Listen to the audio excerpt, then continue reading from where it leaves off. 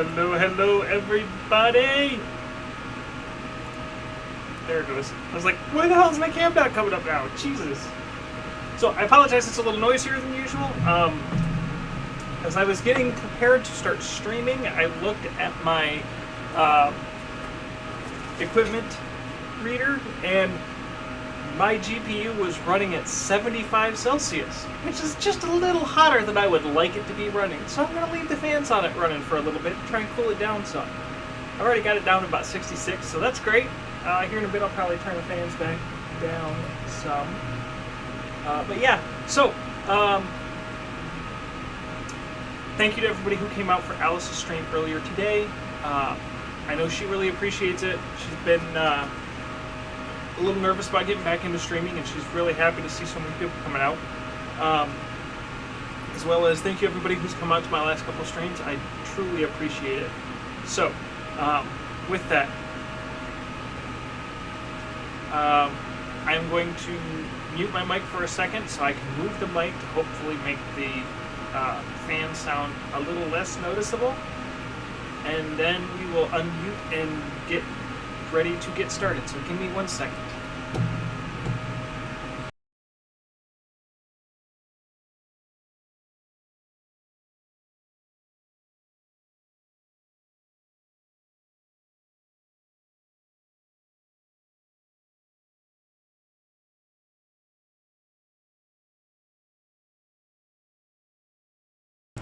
Alright, that should be a little better.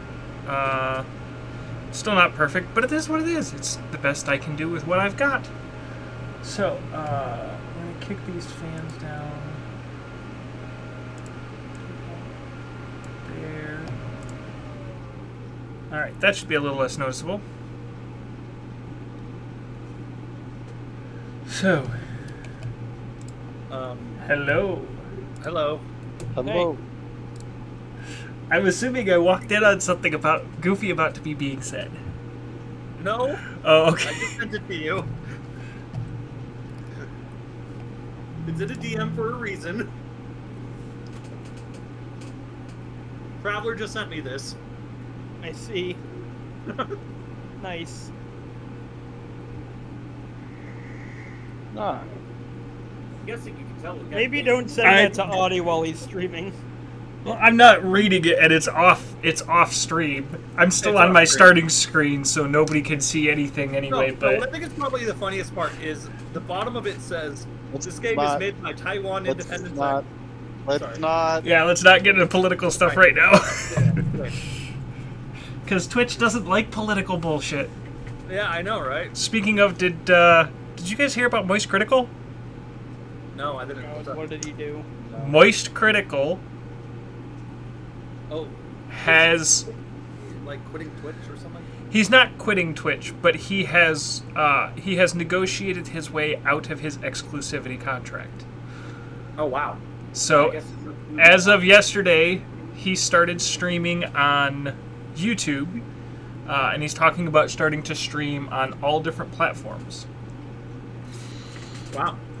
Cool. Yeah, that's so a good idea. Yeah, no, it's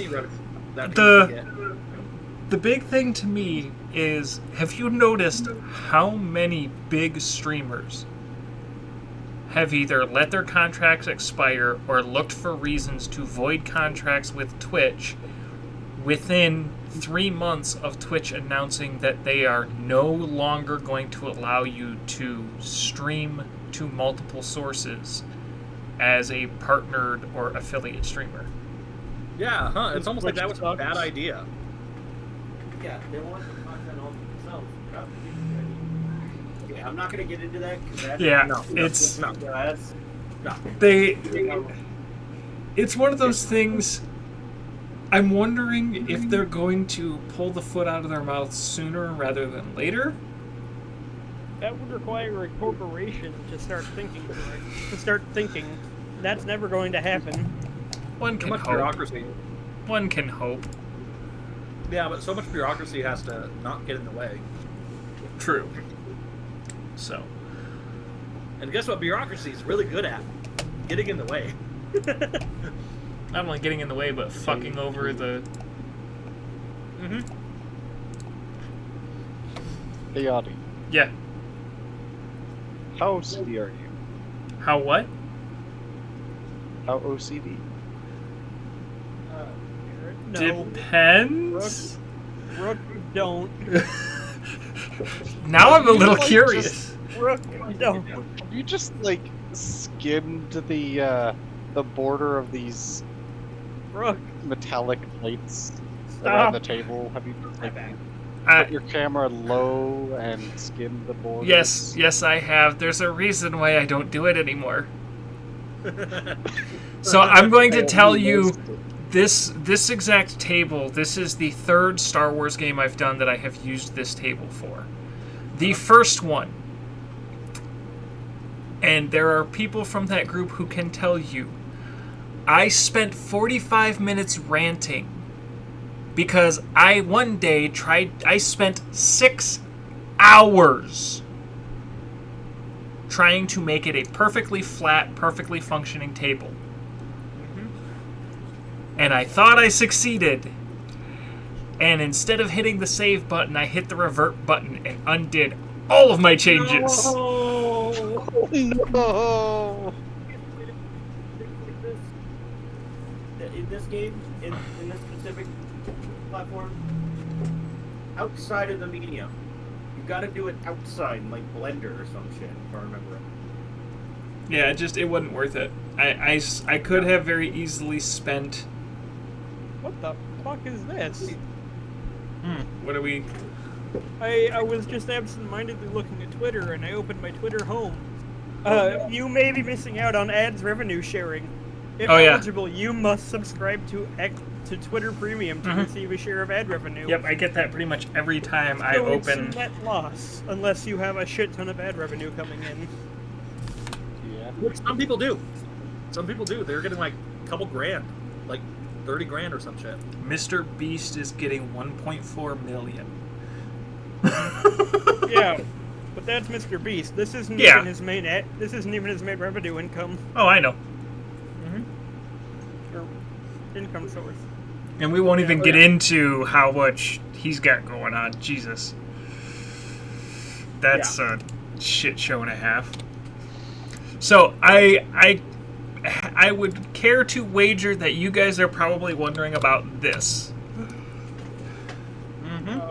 About what? Oh, clock. So, generally speaking, we try and set ourselves up to have... I average our games to about 3.5 hours. Because of our first 4 sessions, that seems to be about our average. Our first session was about 4 hours, our second session was about 3 hours, our third session was about 3.5 hours. So, half of 3.5 is hour 45. So, in order to encourage us to take that break at the halfway point, I have these timers set.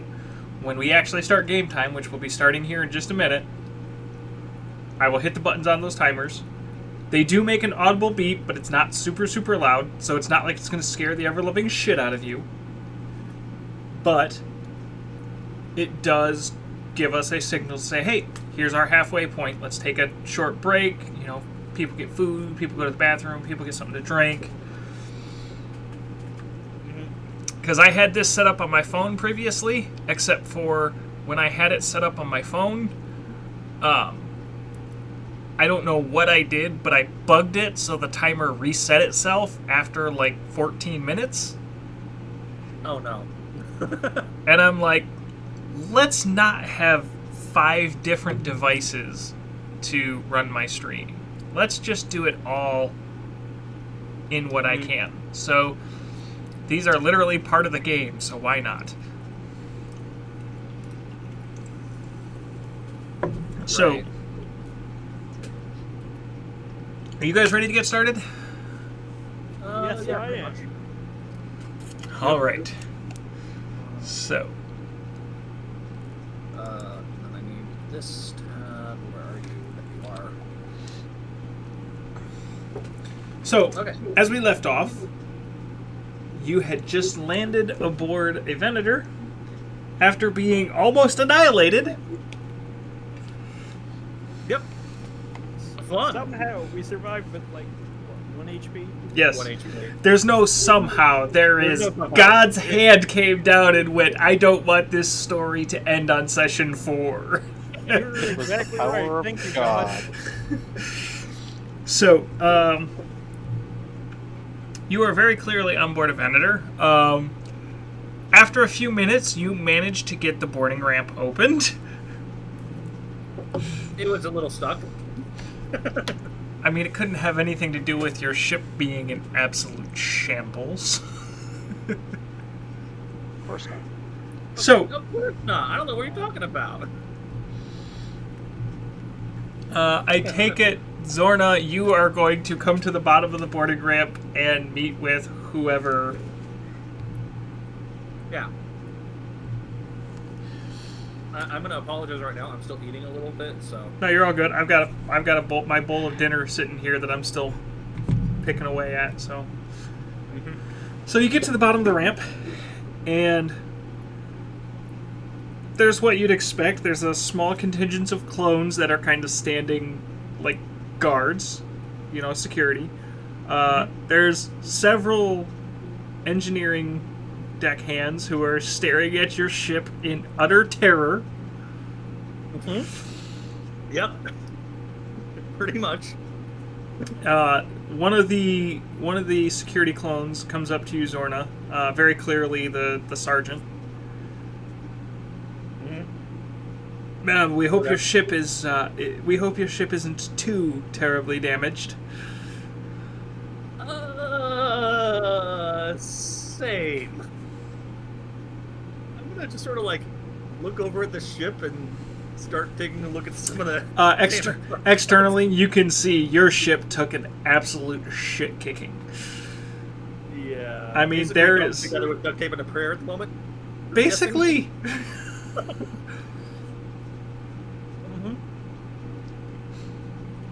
Yeah.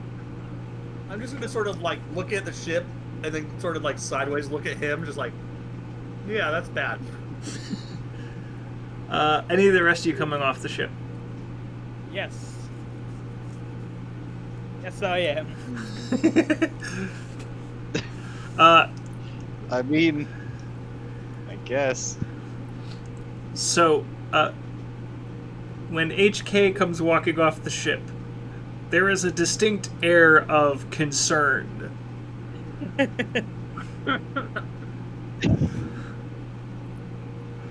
Of course there is. The sergeant looks at you, ma'am. Is this your droid?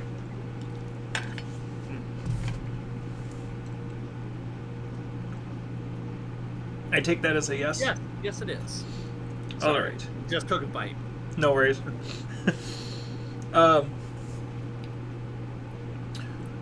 With all due respect, considering the situation we are presently in, would you be terribly upset if we put a restraining bolt on your droid to disallow it from using its arms? By arms, do they mean armaments or its actual arms? Its actual arms. Basically, it's the closest they can do to chaining its arms behind its, or putting it in binders.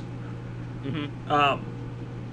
Obviously, binders, which I'm pretty sure Saga can just break out of. Mm-hmm. Whereas a restraining bolt can be specifically tailored to only disable certain locomotor systems. Okay.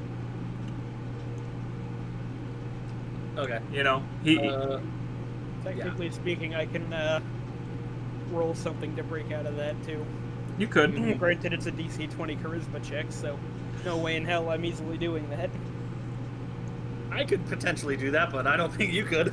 I have to roll a natural 20. I have a -1 in charisma. God damn. No, the droid is the droid is Zorda's bodyguard, basically. Somebody just came to the chat. Droid's got data. Capture him. But the it's only data I got is the gravitational data on your mom. Got him.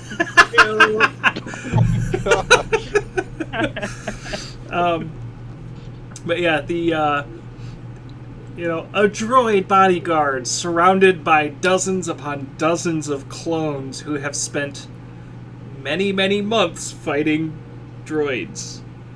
Yep. How do you think they're going to react? Oh, I don't know. Paranoia? I mean, the fact that they didn't just instantaneously try to blow him away is something. Right? Yeah. Yeah. I think not they were wrong. just too shocked to react. Okay, so let's see. Alternatively, you could have. I'm gonna roll a social sciences to understand their, psychology here. The psychology of the clones? Of the clones, yeah. Just to make sure that Corna knows it. Yeah, I'm pretty sure with a 17 I know what's going on. Mm-hmm. Yeah, they're all very, very sketched out by you having a droid. You don't, while you technically have an affiliation to the Republic, you don't have a solid, you are not a Republic soldier. You are not, you're not flying the flag of the Republic. Yeah, to be clear, I just want to point this out as well. That's a 17 on dice, which means that's a 25. Mm-hmm.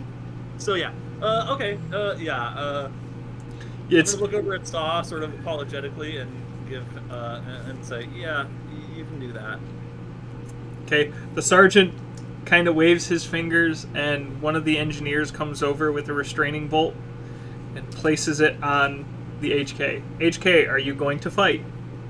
I'm assuming that's kind of an implicit order not to fight back, right, Lantas? Mm-hmm. Yeah, so no. Okay. They place it, latch it, and activate it, and you can recognize your connection to your arms is impeded. Okay. And as he steps, his arms kind of just hang there and flop back and forth. I mean, here's the thing. You can still kick. Yeah. But without his arms, he can't use his... to kick your ass. So, hey, it's like the Black Knight. Come back and I'll bite your head off! So,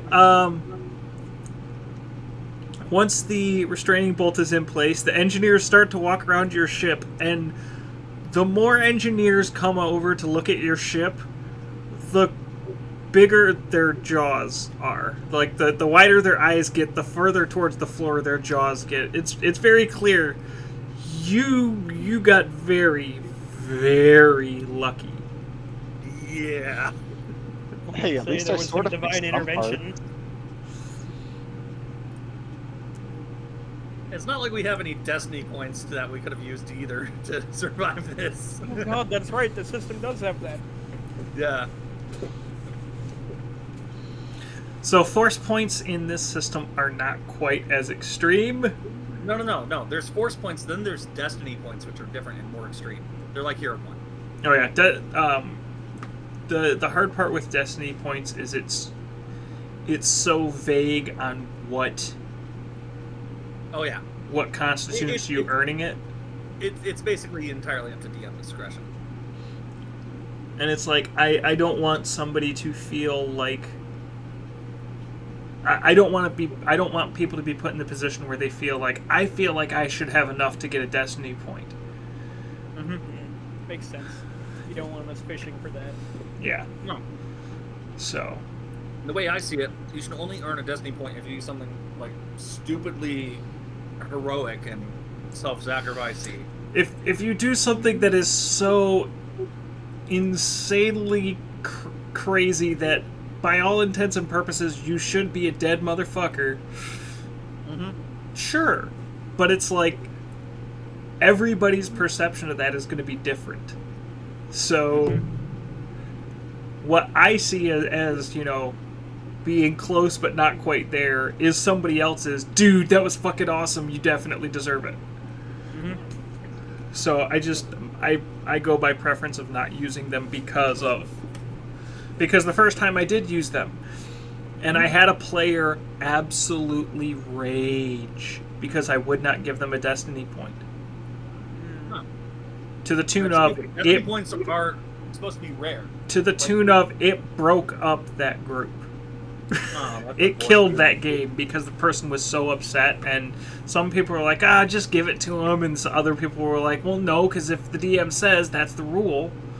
And in the end, just nobody was happy, everybody was pissed off, and we finally decided, you know what, this is where things stop. So I since then I've never used the Destiny system because it's just too subjective, and I would much rather keep a game going than have a game stop to try and decide is it fair, is it not. I think that's fine. It's like, okay, in Pathfinder, in every other game... Okay, I'm going to rein us back in because we're getting off topic. Yeah, no, sorry. So, yeah, and sorta, like, literally, you look back over your shoulder, and as HK follows behind you, literally, his arms just swing loosely. Like, So, have you ever seen somebody, if they have their shoulder dislocated and they move and their arm just kind of flops? That. What were you about to say, Rook? There were some parts that I successfully repaired pretty well. Yes, I believe you very successfully repaired the life support system, and you I you have written down each part from last week. Let's see. I barely fixed life support, completely with powered engines, failed with the shields, then barely with the comms. Okay, yeah, I knew there was one you got excellent at, and a couple that you just kind of patched up. So, Saw, you're probably gonna notice me sort of like try to hold back a snicker. Okay. Can I roll insight on that? Grawl. Is it insight? No, it's perception. Grawl, as you guys are coming off the ship, Fred kind of leans down to you. Hey, buddy, I know I don't want to come off as rude, but I know you're kind of small. If you want, I can put you up on my shoulder so you don't have to worry about getting stepped on or something. No thanks. I'll just stick to the droid. Okay. Just an offer. You see, if I stay behind the droid, the clone's probably gonna stay away from me. Yeah, they give him a wide berth. So, I have innate intimidation on these guys.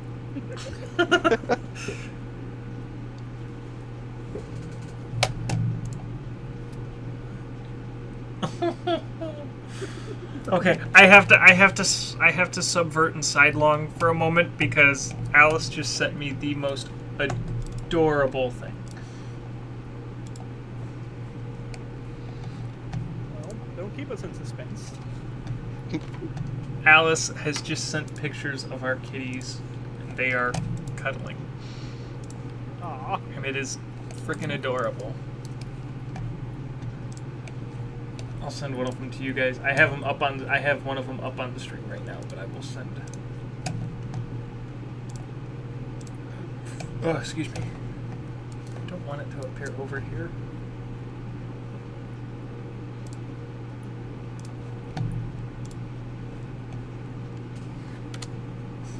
Cuteness. Aww. Oh. Yes, I am the nerdy cat dad. That's me in a nutshell. Cats are awesome. They are. Why? It is.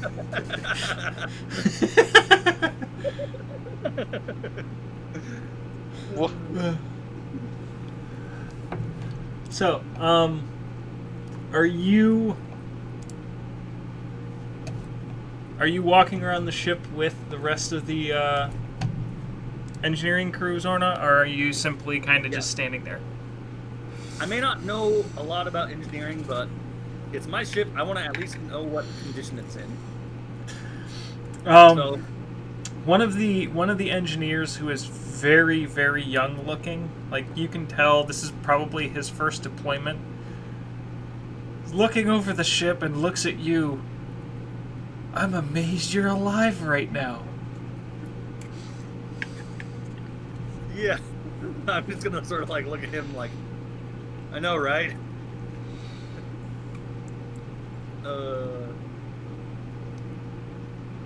By the way, the young engineer is not a clone.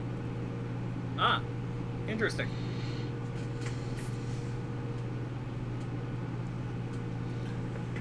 Interesting indeed.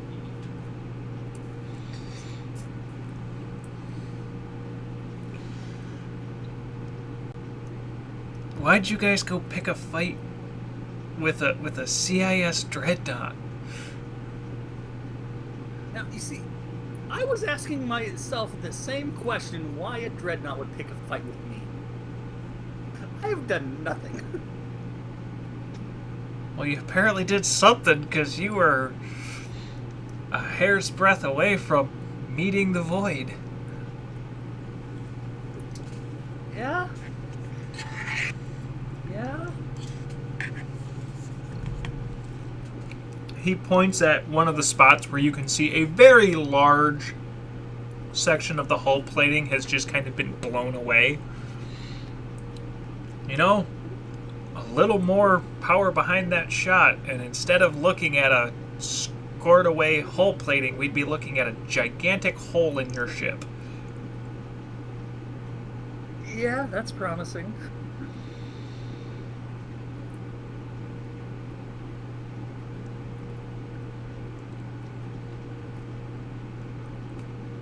So, you guys were running a Republic cargo signal. What are you guys hauling for us?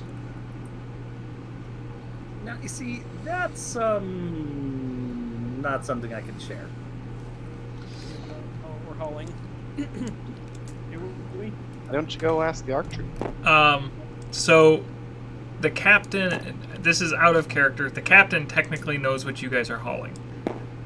Okay. Yeah, I do technically know what we're hauling. I just don't believe I should be sharing that. Yeah. To be fair, you were specifically told not to by the ARC Trooper.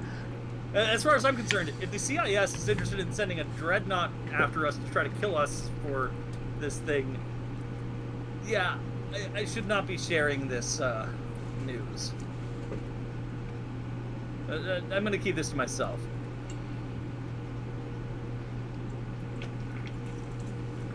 Listen, as far as I'm concerned, hey, if the Republic doesn't want me to know, I won't ask. If this guy wants to know, he can ask the Republic. Right. Well,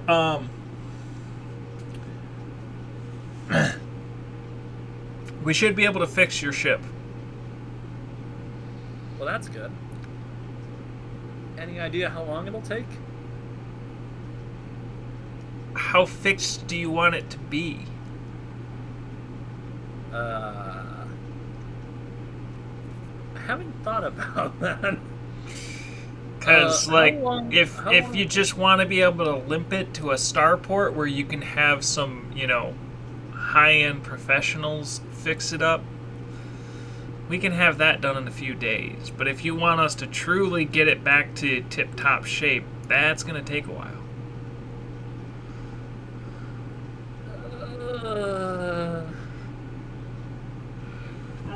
Excuse me. What if we only focus on the hyperdrive system?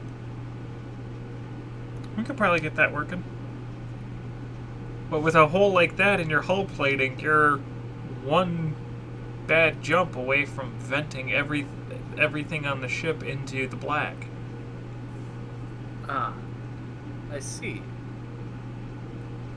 Okay. Out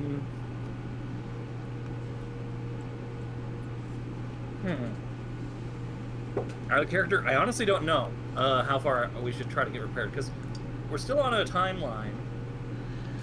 I do want to make this delivery. So, when he says enough to limp it to a proper facility, that's basically get the hyperdrive running, get your hull plating shored up enough that you could jump to hyperspace without risking ship damage.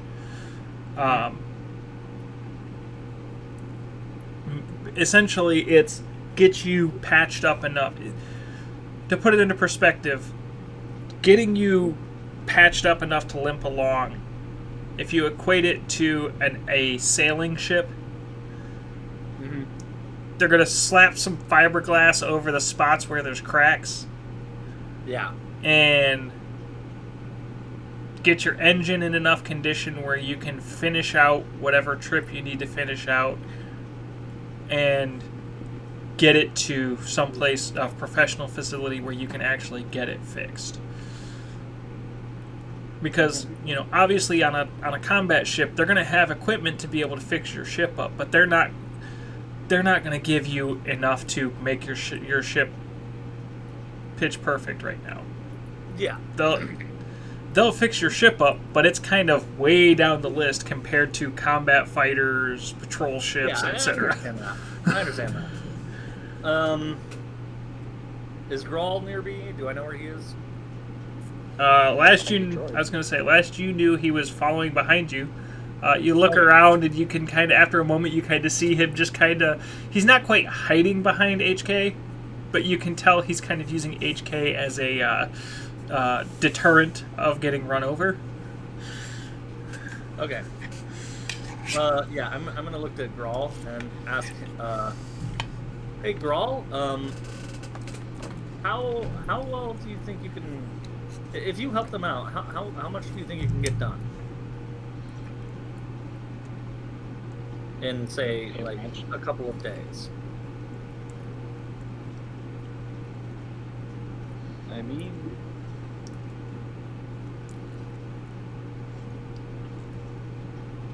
I am a mechanic by trade.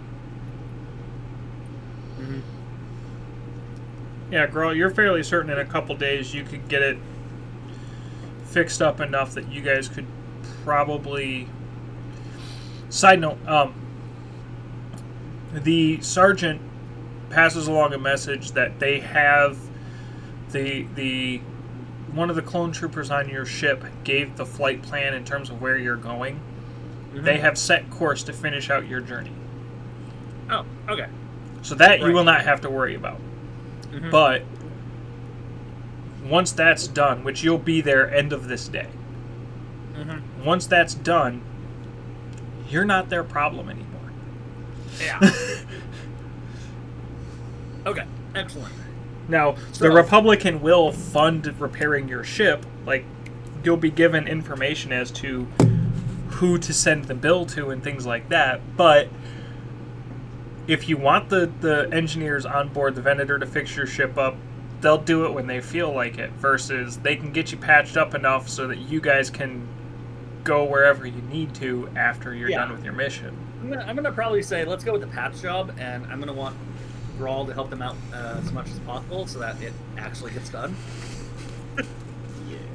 So makes sense. Hopefully, I have at least sublights, if not also hyperdrive, and I'm at least airtight and stuff. Not at risk of falling apart from a hyperdrive jump by the end of it, if possible. We could probably make that happen. The biggest part is going to be patching up these holes on the outside. You guys took quite a beating. Yep.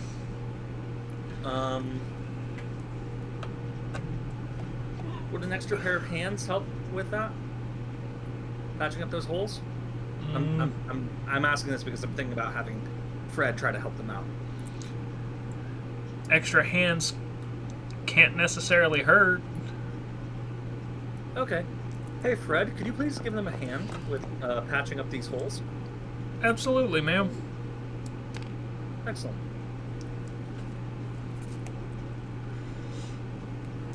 Excellent. Okay. So he kind of shuffles off his jacket and tosses it across a little, like, one of the little pylons of the boarding ramp. Puts his hands together, looks at one of the engineers. Where do we get started? Right. I mean, hey, Fred's a good guy. He just has, some issues. Okay. So, let's see. It's gonna probably be like the day. What am I gonna do during this time? Well, it's going to be like half a day. You guys, remember, you guys were about 70% of your way through your trip. You were coming up to, I think it was Christophsis you guys were planning on making a stop at. Yeah. And you guys were... I think we were like hereabouts. Somewhere, I think we said you were between these two systems. Okay. So yeah. We were heading to Christophsis, I believe. If not, Christophsis, because we didn't think we could get to Ryloth. For refueling. But now we don't have to worry about that. So, I guess I'm gonna go do math on the repairs and all that stuff. Take an inventory and then probably check up with the ARC Trooper and make sure that everything's good on his end. Okay. Probably try to get a follow-up about the crater. HK, I presume you were following Zorna? Correct. And Grawl, I presume you're following HK? Or are you going to stay back at the ship and help fix it? I should help this. That's up to you. You are not required by any means. As much as you are working with Zorna, you are working with Zorna because you were assigned to. Mm-hmm. Yeah, but also the ship is my best chance to get anything. So I want to make sure it's working how I want it to work. Good reason. Okay. Yep. That's a pretty good reason, I'd say. Okay. So,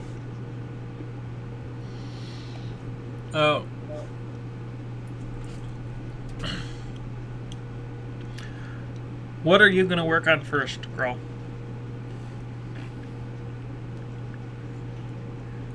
Let's see. I did what I can already with power and engines. Well, at this Probably point, life you support. have wide room if you want to go back over things. Also, probably access to much better tools. Yeah, you have the full toolkits of every engineer that is around. I think life support would be first. Okay. Because I only patched that. I didn't life support. So, do you want to actually work for it, or do you want to just take 20? Because at this point, you have the time. You are not under any duress. You can choose to take 20. Yeah, I'll take 20. Okay. All right. So, you start working on that, and there's a couple engineers that wander over, and they see you. One of them kind of gives you a funny look, like, "Wait, you're working on this? You don't look like you're even big enough to be on this ship, much less working on this ship." But then he realizes I fixed it better than he can. Wow. Yeah, as you start working on things and he's telling you, well, you got to hook up this and this and this and this, and you stop. You can just hook up this and this. You can completely leave this disconnected because this isn't a necessary component of this system. And he kind of stops and stares at you like, this little rodent knows what it's doing. Rodent. Sorry. So, meanwhile, Zorna, you and a hobbled HK wander off aboard the ship. You two are tailed by 2 security clones. Okay. As you are wandering.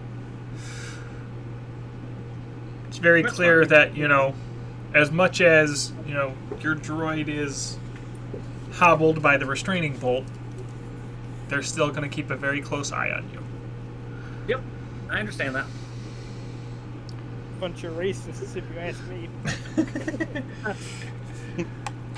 Oh, that reminds me of one of the clips I saw of the new Baldur's Gate. Okay, sidetrack, sorry. Let's continue. So, where do you go? Okay, So, first I'm gonna take, like, an inventory of everything that's damaged and that's needing of repairs. Yes. Yeah. So,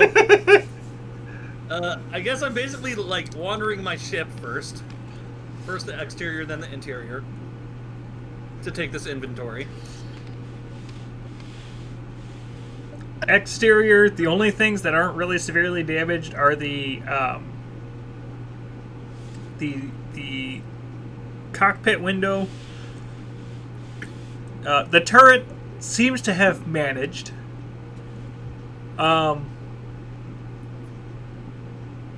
Externally, the Force was with you.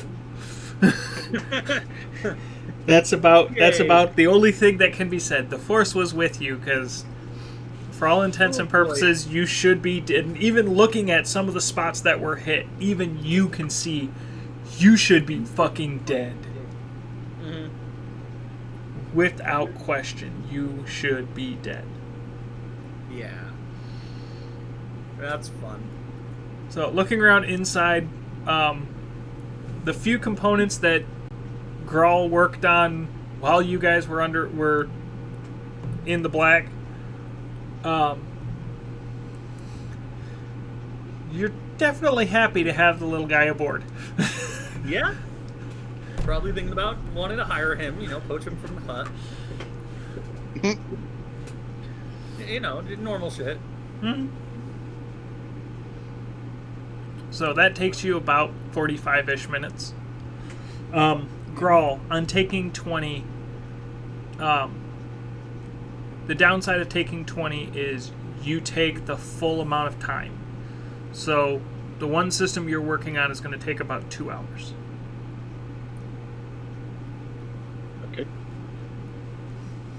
So, Zorna, after about 45 minutes of inspecting exterior and interior, you are thanking whatever higher power you believe in, and you come back off the ship, and that same engineer, we'll get you fixed up. We'll get you so you can go and get it fixed proper. Okay, that's good. I'm probably still tapping away at my Bracer computer recording all this. Mm-hmm. Probably Yeah. also doing the math. Do you want me to do a knowledge or intelligence check for the math? Do a knowledge check. Okay, let's see. Which knowledge would this be? Oh, I guess that's probably bureaucracy, isn't it? Yeah, I mean, Yeah, that's fortunate. That's going to be a pretty good roll. Well, okay, pretty good bonus. mhm. 13. Could be worse. Is that with your Comparing bonus to it? five. Or? Yeah. Okay. Yeah, that's with my bonus. All right. Yeah, You know you don't have exact pricing right now because you only know the rough idea of some of the components of what they cost. Mm-hmm. But you're pretty sure the repairs on this are going to be in the tens of thousands. Yeah, that doesn't surprise me. I'm gonna be can- completely honest. Think we can get that payback from the hut? No. The fortunately the Republic's paying for all this. Right. Yeah. I don't know what the hut's gonna do. All this is out of character, of course. Mm-hmm. But yeah, okay. So that's fun. I'm gonna probably be a little miffed.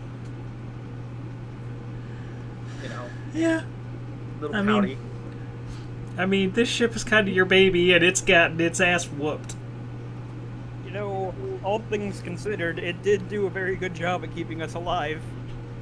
Yeah. We did just fight a ship with capital ship armaments and didn't instantly die. Granted, we basically did. Granted, I haven't actually done any of the modifications I have in mind for this ship. Starting to think that 2 of the first modifications I'm going to do are going to be definitely combat thrusters and the hyperdrive. So that way, 1, I can outrun them, and 2, I can freaking dodge that shit better. Makes sense. Because combat thrusters make your ship count as 1 size category smaller when being fired upon by capital grade ship weapons. Yeah, with the dreadnought. Oh shit! What was it? It was what, plus 15? Let me pull it up again. So with the dreadnought, they take. So their attack bonus against a colossal or larger ship is plus 13. Yeah. Your ship is colossal. Yes.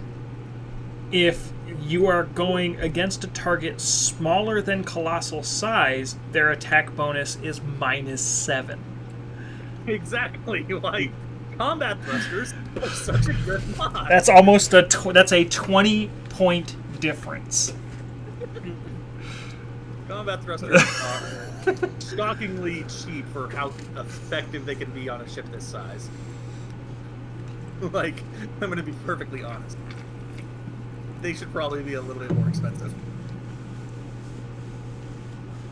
Because if I remember right, hold on, here it is. Combat thrusters, yeah, 2,000 base. So it's going to cost me 10,100? No. 10,050, I think, to get combat thrusters put on this thing. Do they have a license requirement of any sort? No, sorry, they're common. So no, just 10,000, because of the size. Okay. Because it's 2,000 base times 5 for the size of the ship. Yeah. Yeah. Yeah, I didn't know if you had to get licensing to put it on your ship, because if you do, that's The an additional hyperdrive's going to 10%. take licensing, and that's going to cost me. Oh, I did the math on this earlier. 15,000, something. Something like that. Hold on. Okay, 15,750 to buy it. Installation is a different thing, and we need 5 people minimum to do any of these mods. So it's not like Rook can do them all himself. But yeah, definitely upgrading the hyperdrives and the throwing in combat thrusters as soon as possible. Yeah. So, what are you doing next? Okay, I guess I'm gonna try to find that ARC trooper. Okay. Yeah. Roll me a perception check.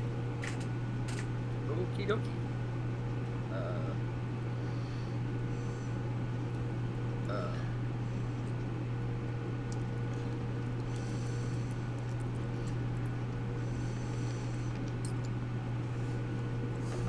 18 on dice, plus my perception of 6, so 24. Okay. I rolled high.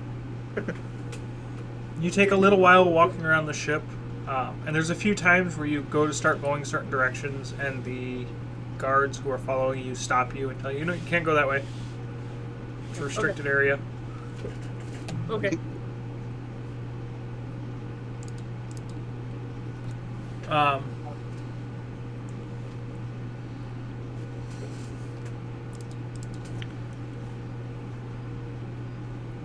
Tabletop, I've already told you anything that the players want to open, just let them fucking open it. Jesus.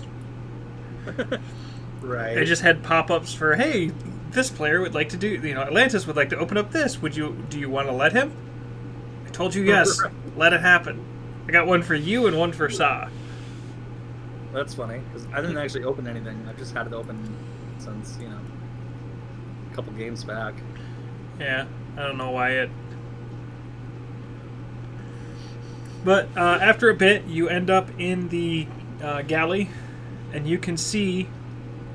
It takes you a moment to figure out which one's him, because obviously there's lots of clones. But after a little bit, you see the ARC Trooper that you can tell which one's him. His armor is quite a bit different than most people on the ship.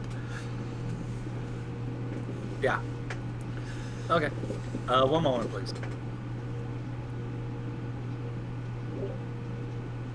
Yep. Okay, so I guess I'm gonna go approach him. Yes, Captain. Is there something I can do for you?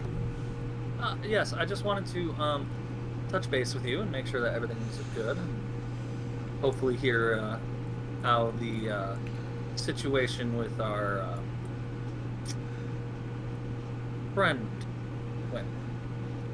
I mean, it's as good as it can be, considering, we were betrayed by one of our brothers. Yes, of course. He's now in the brig, and we'll be continuing on from here.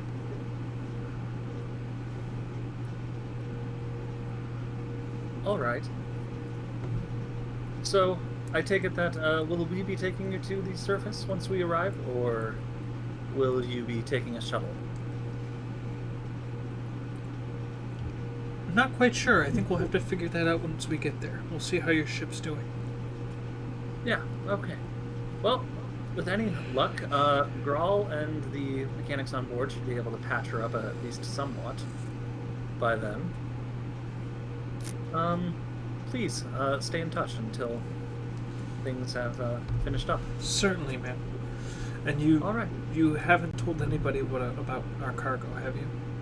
Of course not. That is confidential. Good. Yes. Thank you very much, Captain. We appreciate everything you're doing. Of course. Have a wonderful day. You as well. And do get some rest. You're looking tired. I think I will do that. Yes. So, question. How beat up is my room?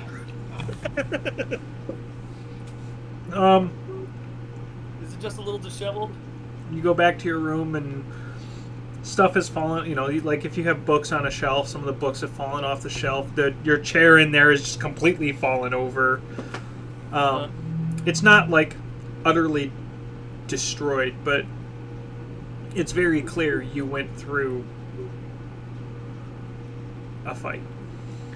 Mm-hmm. Okay, well, I'm going to spend a little time tidying it up, and then I'm going to crash.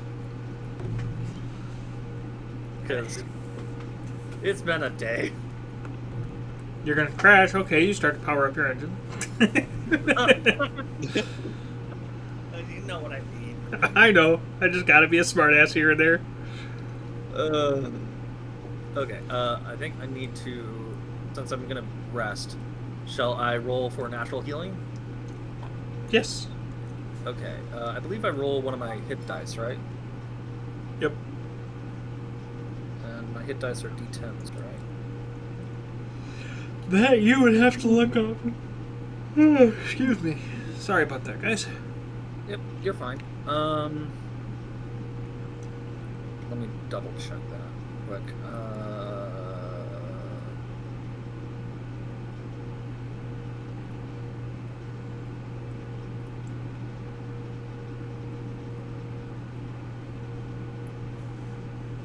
Oh no, it's 1d6. Okay.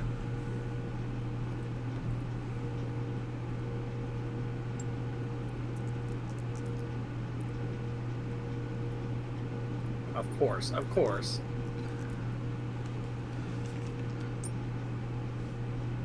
Ah, yes! Such a great roll! Perfect.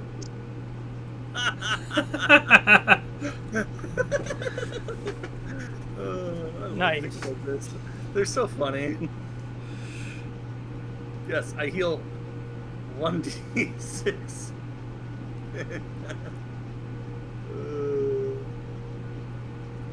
One damage is what's healed. Really, Alice? Really? What?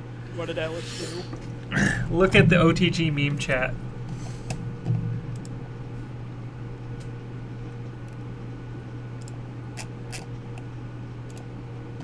Interesting.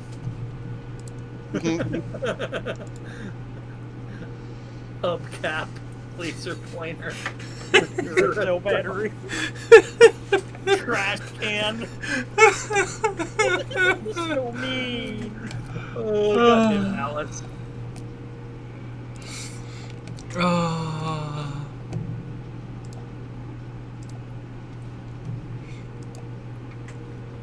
So, Grawl, what are you working on next?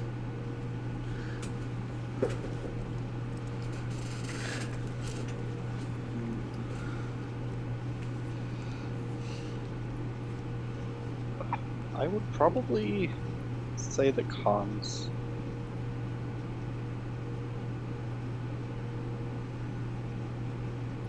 The comms?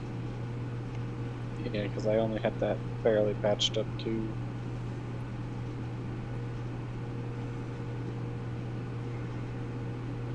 Okay.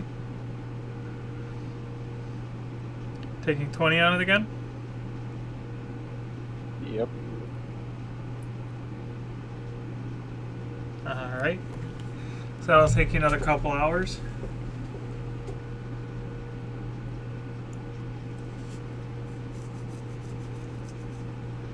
HK, Yes. you followed Zorna around, correct? Correct. Okay, so when she goes to her room, where do you go?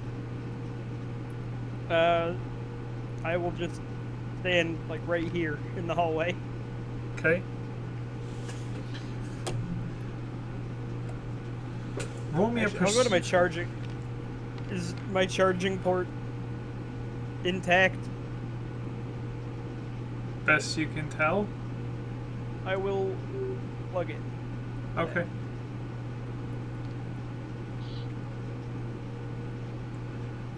Okay. Grawl, roll me a perception check.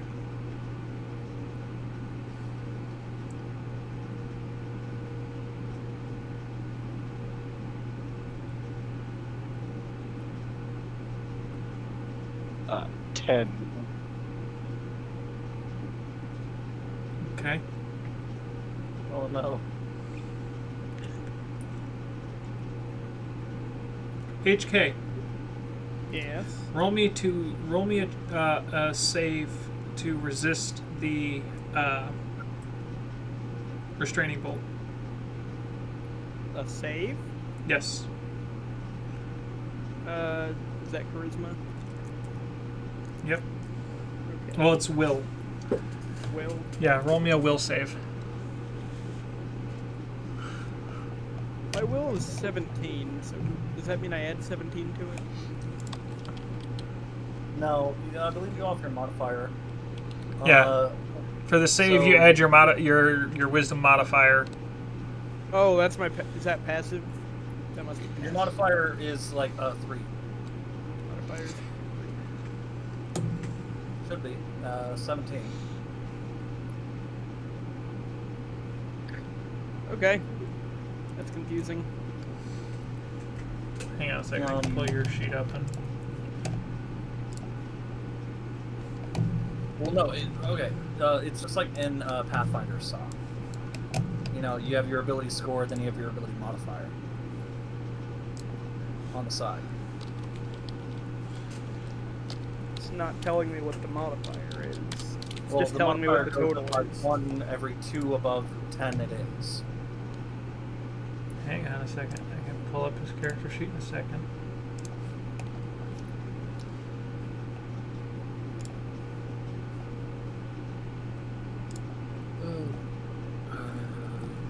Okay.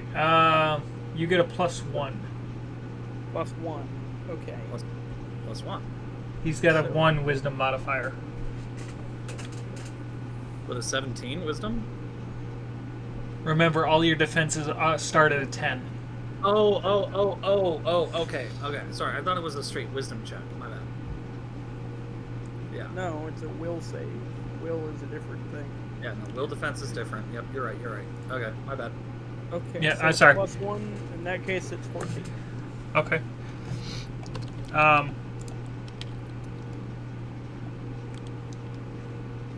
Your systems identify that the restraining bolt that is blocking your arms from functioning, somebody is tampering with it, and you are losing all locomotion systems. Okay, I'm gonna roll to try and take it off. Now, I have to get a nat 20 on this. Or at least more than a 20. But with a -1... Yeah. Can't you use your communications? Your communicator? You're asleep right now. Yeah. That's true. I'll try this, then I'll communicate. Okay. Nope.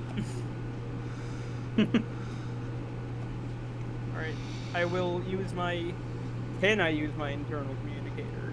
Is it still working? Alright, I will use that to contact Zorna. Okay, Zorna, roll me a perception check. Perception check. I mean, deception check.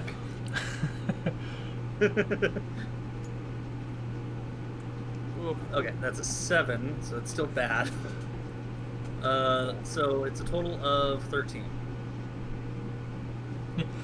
You are awoken by a beep of your communicator being signaled. I'm gonna answer it. HK, you hear a sleepy Zorna. Hello? Mr. Zorna, I require assistance in my recharging station. The restraining bolt is The connection, as he says the restraining bolt, the connection goes dead. Awesome.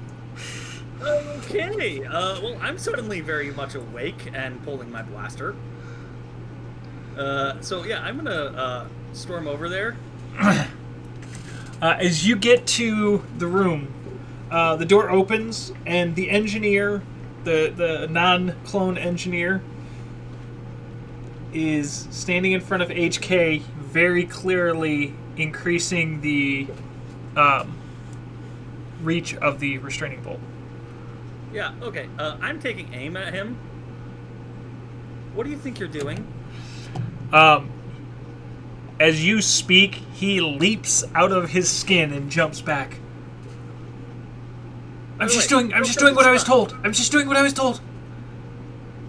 Told by whom? The commander. He said your droid was a threat to the ship and it needed to be locked up where it stood. Excuse me? Roll me a perception check. Yeah, okay.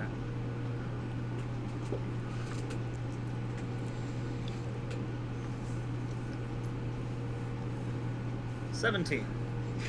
You're 99.9% certain whatever he's saying is a load of horse shit. Yeah, okay. Let me just check how many shots I have again. Yep, okay. I'm gonna shoot him. Roll to hit. Reminder, this is stun. I'm not trying to kill, I'm just stunning. I just don't remember how stun works exactly. Let me pull that up. If you do equivalent damage, you need to do equivalent damage to his hit points.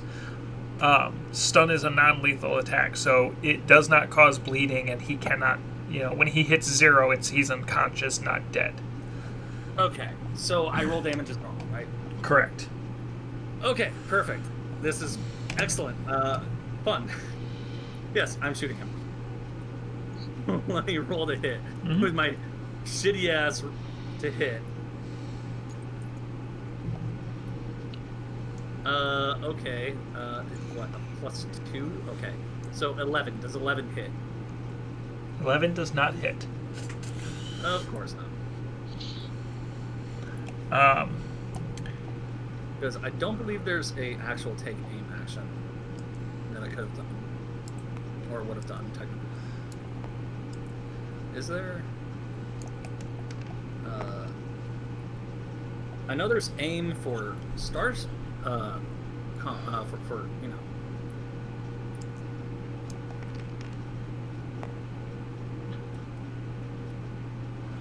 What is your reflex? Huh. Okay, no, there is aim. Okay. My reflex, 13. Everything's 13. Okay. So, he runs over, and what you did not notice in his hand prior to initiating is he has some sort of spanner in his hand. Mm-hmm. And okay. So he's trying to attack me. So he rolled a natural 20, Of course. and then a 12 plus 2, so it is a critical hit. Okay. Yep. So, by the way, I'm assuming people would have heard me shoot. well, hang on, let me finish this and then we'll get to that. So Okay. you take 14 points of damage. Yep, that's... Of course. That's beyond my threshold, by the way. Okay, so you move one step down on the condition track. Yep. And right after he hits you, by the way, he catches you basically square in the temple. Like, just whack! And, blood starts pouring down the side of your head. And about an instant after he strikes you, you can hear all sorts of alarms going off outside of the ship. And he attempts to flee. Yeah, okay, so he's trying to disengage from my Correct. area, right? Correct. So you get an attack of opportunity as he tries to flee you. Okay, let me double check something. I'm trying to remember if I can just grapple him. So to grapple him, you need to attack. If you succeed in the attack, then it's an opposing strength check. Which I'm probably not going to win, let's be honest. I mean, he's a pretty scrawny guy. You could. I'm a really scrawny girl. I have a 10 in strength. This is probably not going to work out for me. Yeah, no, I'm gonna... So, hold on. I only have the, Wait, no. It should be my, attack, and then there's going to be an attack of opportunity after that, right? No, because you got your attack, you missed. He got his attack, he popped you good. Next step in the round, he's going to use his second movement? Essentially, we're going into a next step of initiative. Okay. Because of the strike, he's getting a 1-up on your initiative. And he is using his step in the initiative to flee, to attempt to escape. Okay. So I only have a response, right? I only have an attack of opportunity. Yes. Once you take the attack of opportunity, depending on what happens, you can figure out what you want to do next. Yeah, okay. So... But he's making no attempt to hide it. He is very clearly making a run for it. Yeah. Let's see. Okay.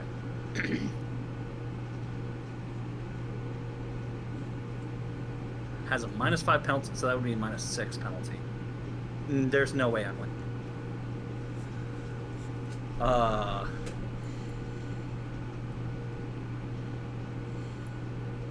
Wait, hold on. What about Trip? Trip's not actually a thing, so... Yeah.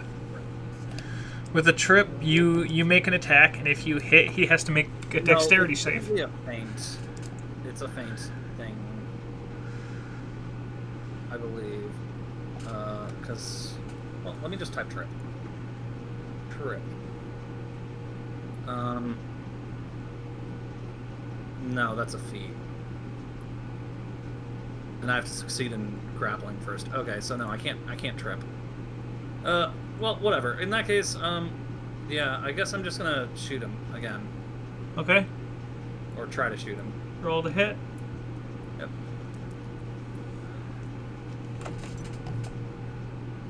Okay, That does hit. With a -1? Oh, with a -1, no, you just miss. Yeah, because he moved me down the condition track. So there's a -1 penalty to hit. Okay. So that would have been a 13. Oh, yeah, 13, yeah, that hits. Okay. Oh, okay. If that hits, then sweet, I get to roll damage. Let's see. I need a couple more.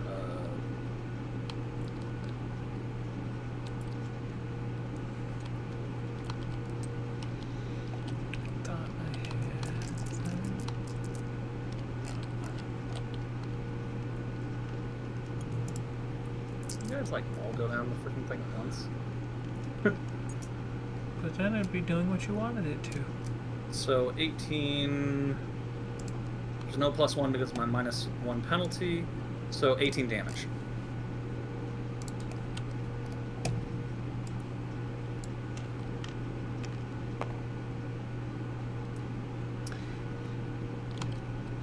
He gets past you, starts to flee, and you blast him in the back on stun, and he just like a sack of rocks. Nice. I am glad I used this thing. By the way, side note, the blaster fire, Grawl, yeah, you hear that. That's pretty blatant. You know there's some sort of firefight going on. Shit. I guess I'd I'm not try to figure out what's going on. I'm not trying to kill him. I'm trying to get info. So of course I'm gonna keep on fucking stun. Yeah, you can hear it's on stun, so you know it's not like somebody's dying, but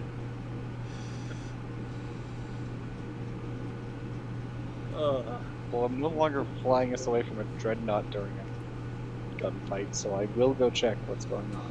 so you come around the corner to here, and you could see the non-clone engineer is lying face down on the boarding ramp. And about the time you come around the corner and see that, a bunch of clones with their weapons raised start walking up the boarding ramp. Everybody! Hands in the air! Yeah, I put my sidearm down on the on the deck and raise my hands nice and slow. I'm also kind of stumbling. Like, I'm really clearly very fucked up. I raise my hands.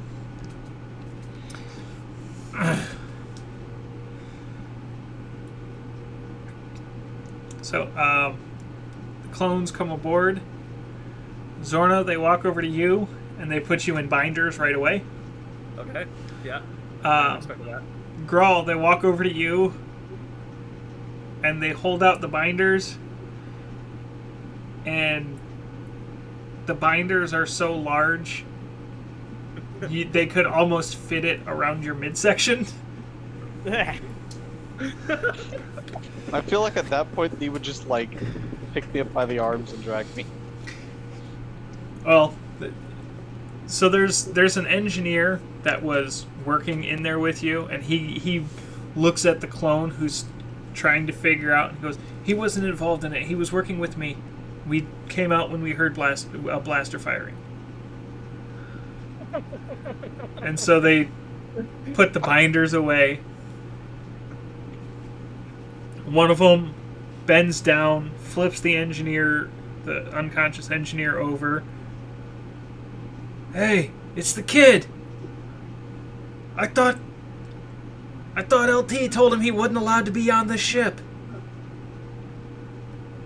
And after a moment, they all kind of huddle together. All of them have taken their helmets off as they're huddled together, and they're kind of whispering very quietly to each other.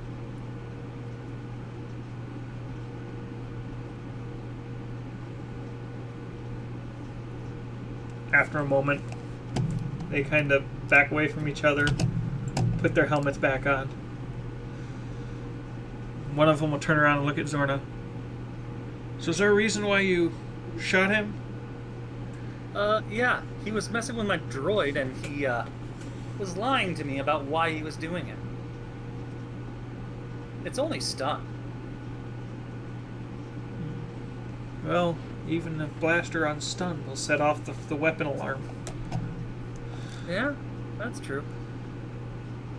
I think I'm gonna need a medic.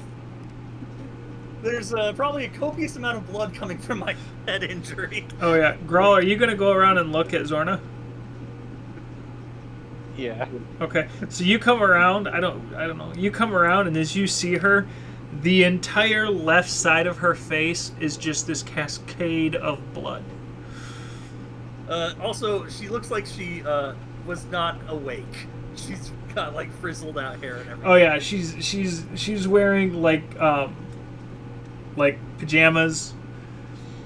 Her hair is just kind of poofed out in spots, and it's very clear that up until that moment, up until she came out of her room, she was asleep. She was out to the world.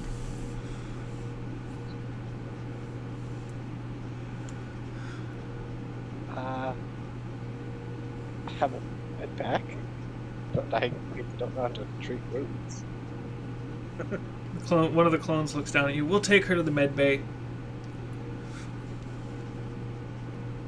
And that clone will look back up at you, Zorna. Mm-hmm. We'll take you to the med bay and get your injuries treated. For the time being, while things are being investigated, you're going to have to stay in the brig. That's fine. Can you, Grawl, can you take a look at HK for me? And undo whatever that brat did? Sure. Thank you. And, yeah. I'm just gonna sort of, like, stumble, like, along. I'm not trying to resist, I'm just not So the steady. clone that was talking to you kind of walks up and hooks his arm onto you. So that you have... He's not, like, trying to force you in a direction. No, he's just trying to give me some support. He's trying to give you a bit of support, but also maintain having control of you. It's one of those, not quite, not forcing you, but you know that if you try to fight him, he has you under control. Yeah. And the other two clones, one grabs onto each one of the kid's arms and kind of starts dragging him along the deck. He's still out of it. Oh yeah. You see a bloody nose falling to Oh, the floor? you can see he's got a spot in his lip where it looks like his lip probably hit his teeth as he hit the floor. So he's got a decent little split lip, and one of his teeth, you didn't get a good look at them beforehand, but it looks like he may have chipped one of his teeth going down. Right. It's not like he controlled his fall. He went like a sack of rocks. Like his face just smashed into the deck. He's a little mussed up. Character, Mm-hmm. How much health did the guy have? How much did you do? You said I did 18. yeah. He had 12 hit points. Okay. Fun. Yeah. I'm glad I wasn't shooting to kill.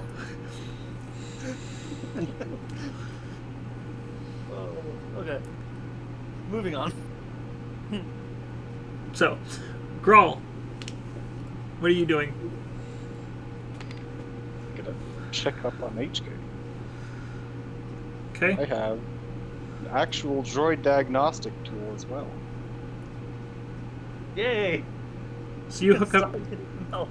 You hook up to HK and start running your diagnostic. System-wise, all of his systems are completely fine, but your diagnostic shows the restraining bolt is active, and the restraining bolt is targeting his communication system, his vocabulary system, and his locomotive systems.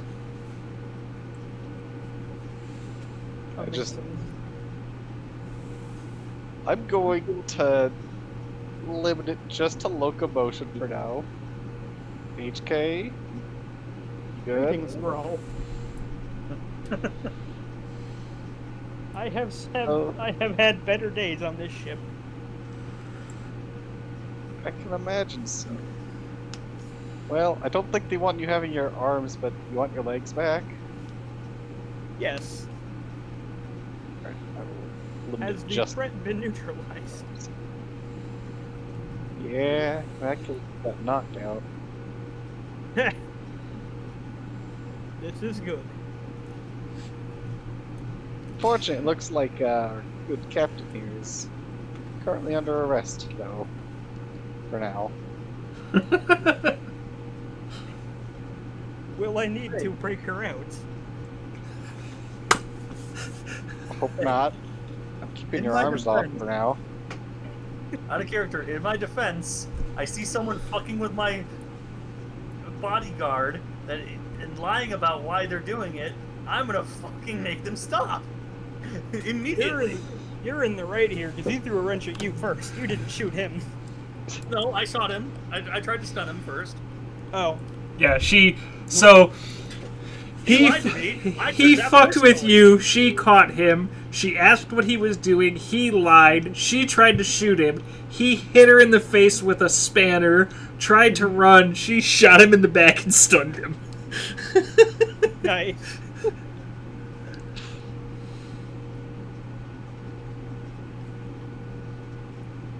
So,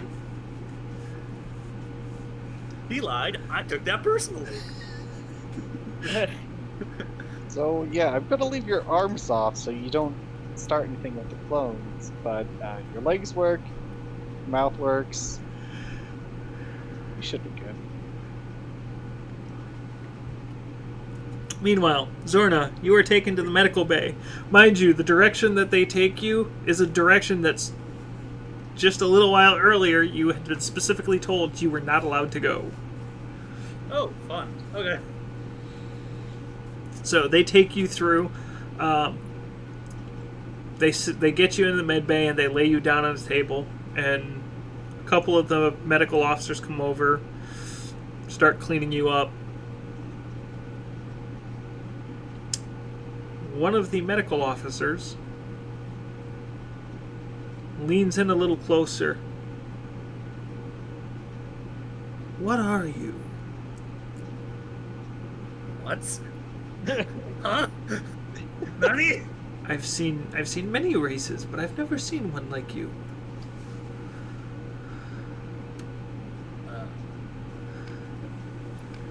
Oh, he's never seen a Zeltron? That's weird. Okay. I just sort of like look at him like, huh?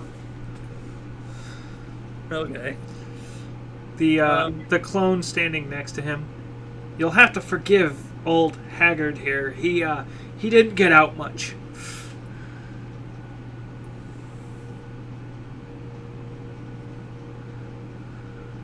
I see.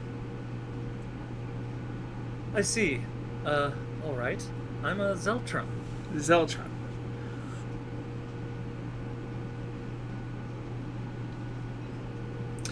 So he says, "I see."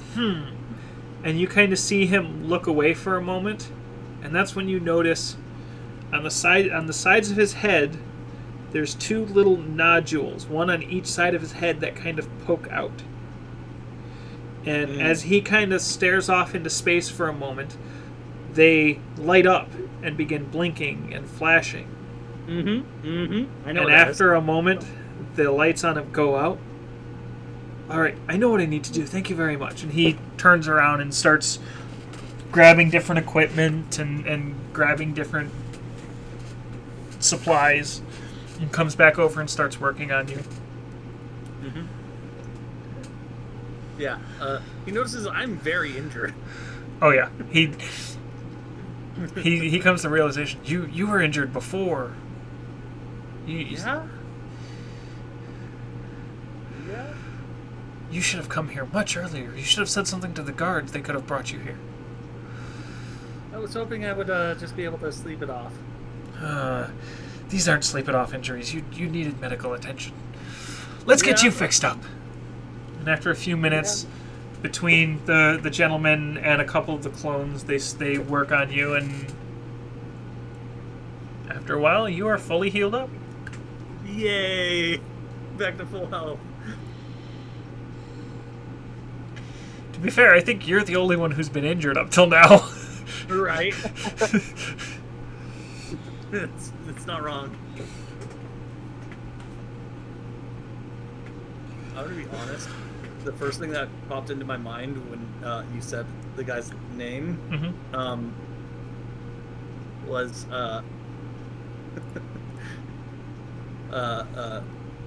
this guy.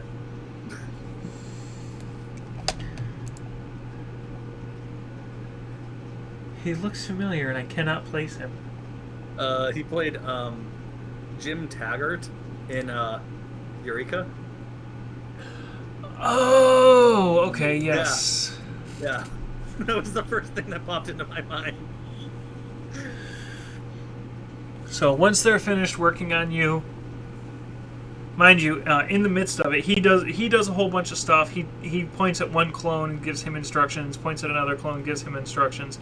And as they start doing as he instructed, he kind of sits up and turns and goes over to, he goes over to the kid that you stunned. It's just a stun. He'll be fine.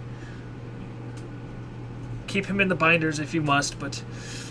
and he wanders over. There's another clone that... you can see that there's a clone that probably got injured during the actual firefight with the Dreadnought. Mm-hmm. Yeah. So, one of the clones working on you. Sorry about Haggard. He's an odd one. Yeah. There's all sorts of people out there. He's definitely an all sorts. He gives me a little bit of the heebie-jeebies.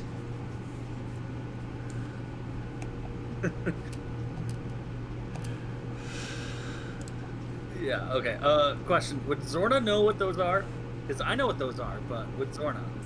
A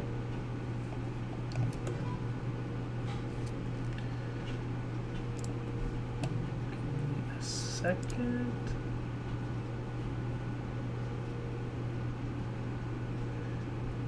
Give me a knowledge life sciences. Knowledge life sentences? Life sciences, yes. Life sciences, got it. Okay.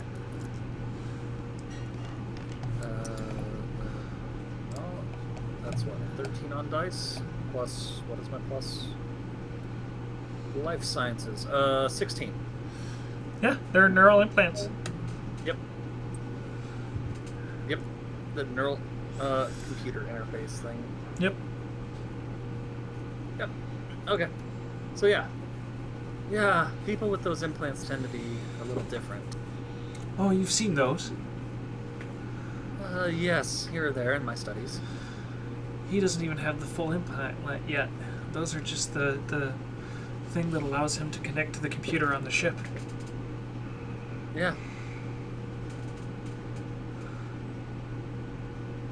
They're, quite different. That's for certain. Ain't that the truth? Doing okay, Audie? Need a short break a little early? No, I'm alright. Just a yawn, that's all it is. Okay. Still got half an hour. Yeah, we got that. We're good. So they get you all fixed up. A few minutes after that, the kid wakes up from his stun. He kind of wakes up with a start, looks around for a moment, and he tries to jump up off the table, and two of the clones grab him and slam him back down onto the table. Right. I'm just gonna be sort of glaring at him, not maliciously or anything, just sort of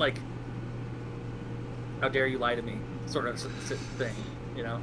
So after a few minutes, on top of the 3 that were already here, about 5 more clone security guards come in. Mm-hmm. And they get you up, and they get him up, and they start taking you both towards the brig. Mm-hmm. And after a few minutes, they put you on opposite ends of the brig. Yep. And they put you, they take you in, and the clone who's kind of the one leading your group, they take you into the cell and they sit you down on the bed in the cell. We're going to remove the binders. If you try to stand before we have left your cell, you will be stunned. Do you understand? Yes, of course. All right, please hold up your hands so we can remove the binders. Okay, I hold up my hands, palms up. They disconnect and remove the binders from you. Okay, I don't move. Okay. One of them goes to the top, to the doorway, and stands in the doorway. He has his weapon in low ready, so he's not aimed at you. He's not like up in the ready. He's just got it in position where he can come up quickly if he needs. Shoulder braced and low ready. Yeah. Yep. I understand what you mean. And then the rest of them slowly file out. Once everybody else is out, he backs out of the room and the door shuts. Okay. After the door shuts, I put my hands down and just sort of like get more comfortable and relaxed on the bed. Okay. Grawl. Yep. So you get it back to, you get the restraining bolt back to where it needs to be. What are you doing from there? I was going to return to working on the comms if I hadn't finished that. Okay. Yep, you return to that. The engineer who's working beside you. What was the kid doing aboard the ship? I don't know. Why'd your captain shoot him? Okay. What do you have in that cargo bay that you guys are so worried about? Our droid. He's kind of a relic. Probably worth a lot. On this ship, you're lucky that they didn't just make you scrap him right then and there.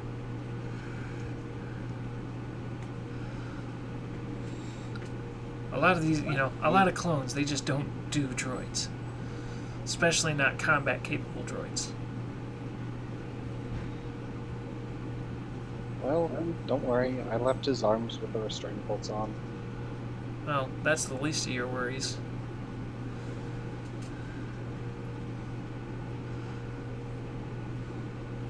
He's still a combat droid, and you're on a ship full of clones.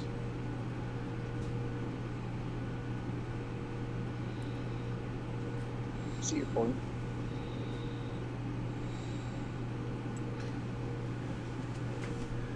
But all we can do is get the ship fixed up quickly as possible to get him away from you guys. Yeah, that does make sense.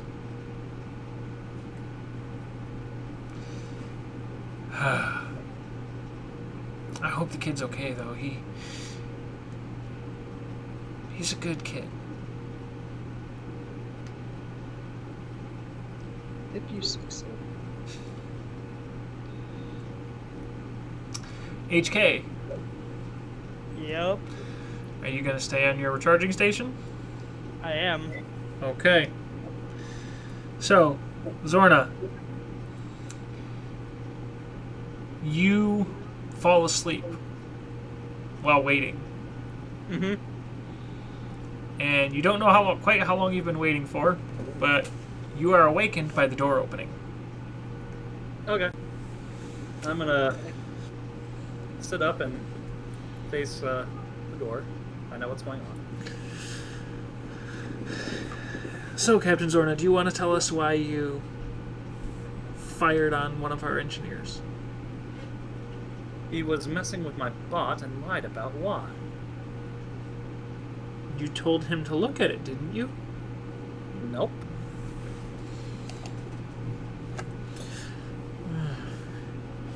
He said you asked him to come aboard and take a look at your droid. That is another lie. Does he have a habit of lying? No, he's been very honest with all of us. Why would he lie about you? That is a good question now, isn't it? Oh, you must see my side of this. And what would that be? Well, a stranger who was attacked by the CIS, who we brought aboard our ship, and suddenly one of our engineers gets attacked.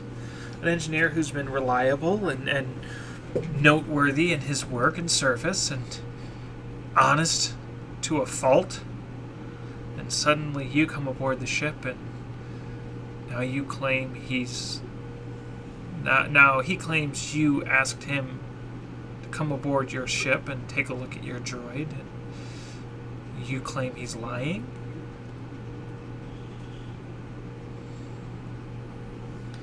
You Yes, must but see now it you from must my look point at of it view. from my perspective. Here I am, an honest trader, doing some work for the Republic, and all of a sudden I find that my ship has been infiltrated by a traitor. The next moment I know, I'm being hunted down by a Dreadnought-class destroyer, shot down, almost killed, and then when I come aboard for repairs and to get to my final destination, I find one of your engineers on my ship without permission, tampering with my bot. Who knows what he could be doing? You really suspect that I have no reason to suspect him to be yet another traitor? I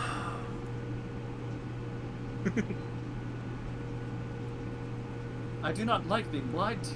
The boy did lie to me. If I wanted him dead, he would. We both know this. My weapon is more than capable of killing him with a single shot. Now, let me paint you the full picture of what I see. You gained access to the ability to ship items for the Republic through slightly less than respectable means, shall we say? You claim that there was a traitor aboard your ship, and catch the traitor and are immediately attacked. From my point of view, it's so neat, so tidy. Almost as if you knew it was going to happen from the beginning. Ah, yes, but reality is much stranger than fiction, is it not? What was that boy doing to my droid? He won't say. He won't say. As I said, he claims you asked him to come and look at his droid, look at your droid, and all of a sudden you... Are there any witnesses to this? This is all rather convenient for him, is it not? Just as convenient for you. Indeed. So we are at an impasse.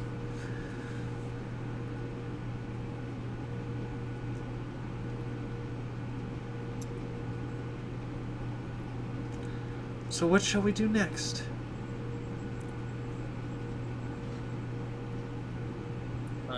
Out of character. I really don't know how I'm supposed to handle this, where I'm supposed to take it. Is there, like, any sort of knowledge check I can do to figure out where to take this sort of a thing? I mean, at this point right now, he's accusing you of being a plant. He's accusing you...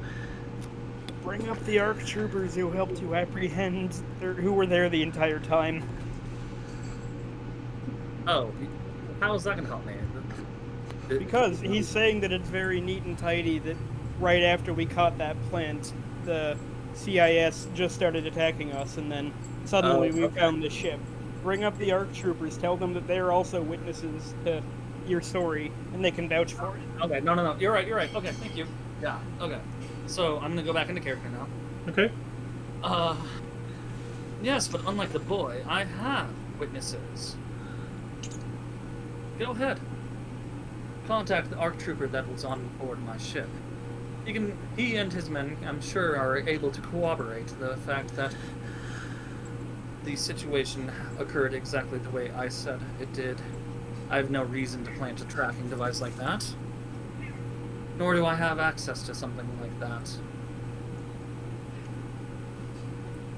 After all, I've never dealt with the CIS. Let me ask you. Do you know what cargo you were hauling? Yes. What cargo were you hauling? I'm not at liberty to share that information. Not even with you. Let me ask this another way. Besides yourself and the ARC trooper on your ship, there are 4 others on board this Venator who are aware of what your cargo was. Myself, the Fleet Admiral,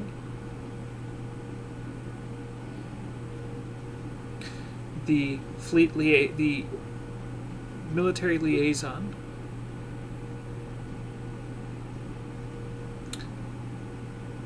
and the Kaminoan ambassador, who is on board presently.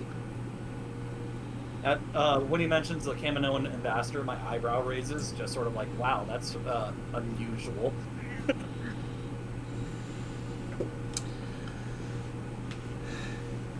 Impressed are we? When we received word that you were under attack, we reached out to the Kaminoans. She arrived on ship in the last hour. I see.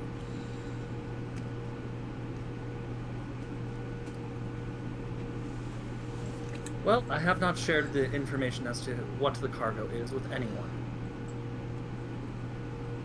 I was, after all, told that this job required a certain level of discretion. That would be true. And you still wish for me to say aloud what the cargo is?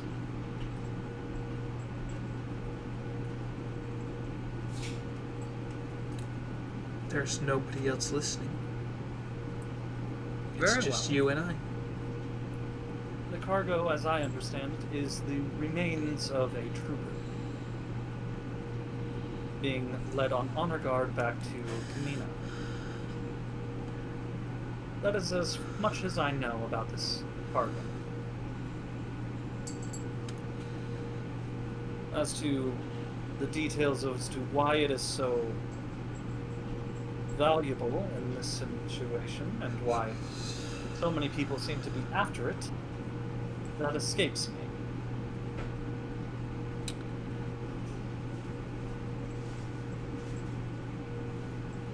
Out of character, I'm kind of assuming at this point that he is using some sort of lie detector on me.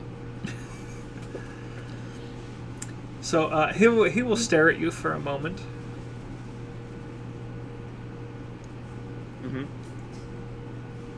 I'm going to trust that you are being truthful about the boy, in which case he will be thoroughly interrogated. He will be tried for sedition, and whatever happens to him, happens to him.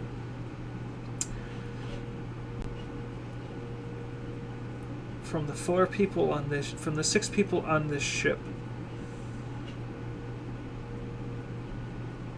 there is something about those remains that is known by myself, the fleet commander, and the ambassador only. I will tell you this because, being that you were transporting the remains, I feel it only fair you know.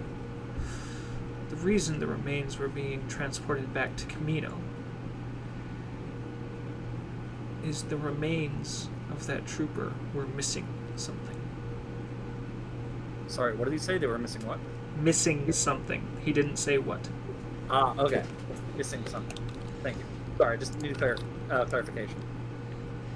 The thing that was missing is not something that is for public knowledge. But it is the component that makes... It is the component that allows us to maintain control of the clones. And there is fear that the CIS is trying to steal samples of clones with and without it to understand how exactly it works. Huh. Okay. So out of character, I know exactly what he's talking about. In character, I have no clue. Okay, so let me ask, out of character, what do you think he's talking about? He's talking about the inhibitor chip. Yeah, I got that before he even said it controls them. Yeah. Like, once you said it controls them, yeah, that's the inhibitor chip, 100%. Now, as I've told you, besides the two of us, there are only two others on board this ship that know. I see. I am not going to tell anybody. They are not going to tell anybody. Out of character, Zorna doesn't really think it's wise to share this information with other people. Because, you know, this is obviously pretty high-level secret that, yeah, probably going to get her killed if she just goes blabbing about it to anyone. But I can tell you that there will probably be that little voice in your head saying, but there's somebody you can tell about it who will pay you quite handsomely for it. Oh yeah, I'm sure they would. But I'm going to hold that card close to the chest. Because that is not a secret that I'm willing to trade for anything less than, like, say, my life. So. You know, it's one of those aces you don't give up. Oh, yeah. Unless you have to. So. Let's see, how long do we have left on that timer? 8 minutes. I'm going to kill the timer there and say, let's go to break a little early. Yeah, that's sound good to you guys? Yeah, I need to use the restroom and get water. Okay. Sounds good to me. All right, so we're going to take a little 5 or 10 minute breaks, ladies and gentlemen, for people who need to use the restroom, get a bite to eat, things like that.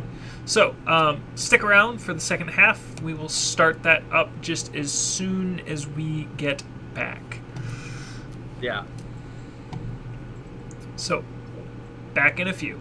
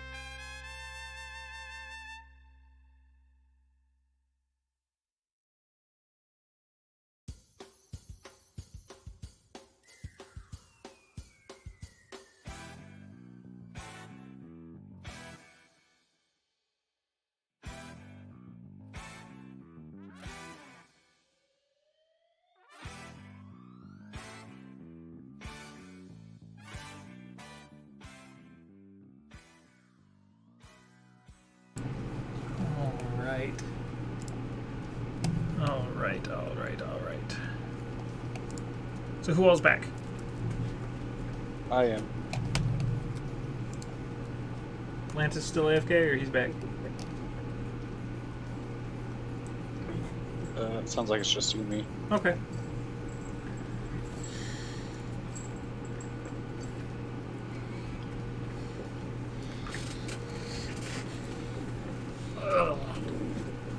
Welcome back, Lantas. Oh, thank you. I'm back. It's good to be back. Well, Wow, that is a lot of ping on Saw. Holy shit.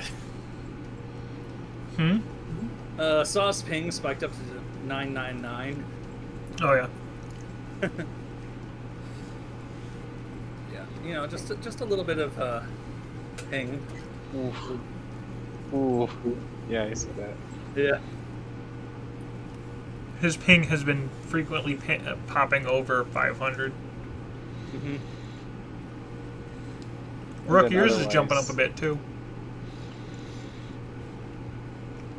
Yeah, it's weird. He's usually the closest in terms of ping, but it's not really that weird. Yeah. Hello. Hello. Hello. Hello. Welcome back. Yay. Okie dokie. So are you guys getting curious? Oh yeah. Curious about everything that's going on? Oh. Kinda, yeah. As much as you don't, you're in character, you don't know anything about it. A clone that out of was character, found I'm with his still inhibitor curious. chip removed.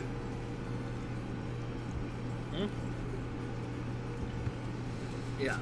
Out of character, I'm also curious, like, what's going on. Because, hey, who the fuck and what the fuck is after these inhibitor chips and why? The CIS. Obviously, Definitely. actually, you know, it's interesting because the inhibitor chips always kind of like interested me in Star Wars because they're very obviously biotech. Mm-hmm. Who else uses biotech? And actually would probably be somewhat scouting this galaxy at this point. Already. I don't Hear know. you I don't too know early if for Rook that. or. So are you familiar with them then, Rook? Vaguely. Do you know what we're referencing to, Sa?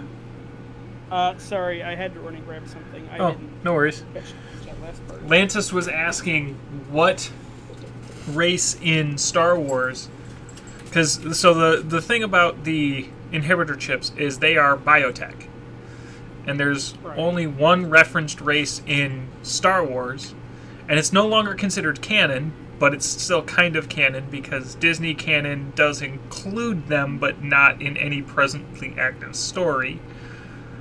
But there's only one known race that uses biotech.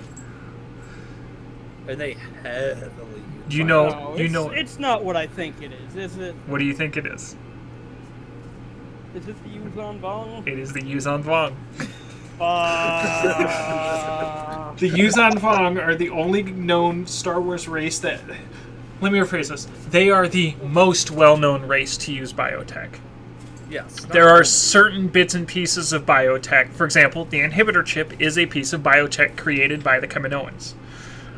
It's not necessarily impossible that other races could have biotech, but so far the only known races to use this degree of biotech are the Kaminoans, which in lore end up getting destroyed, this.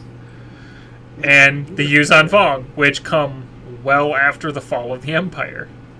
Mm-hmm. However, they start scouting before the Empire even comes to. fuck it, I'm pouring a drink. No. What have we done? Don't do it. We've made him so scared we've driven him to drink. Who said I was afraid? I just need something to get ready.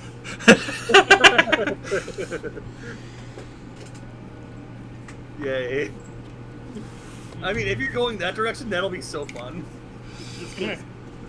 But I don't think you're going that direction. But it is a good question. Who's doing this? I mean, out of character, if we are going that way, we have at least like 40 or 50 years to prepare. Yeah. I will say I'm not bringing in the Yuzan Vong. Yeah. Okay. There is so much fill that I would have to create. Maybe in a different campaign, but no. If we were guaranteed that this campaign is going to last the next 5 years, sure, I would write something like that.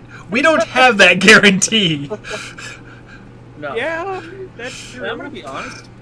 I know I've spoken to you about, my backup character. Mm-hmm. I don't want to have to use a backup character. I like this character. Yeah, no one wants to have to use their backup character.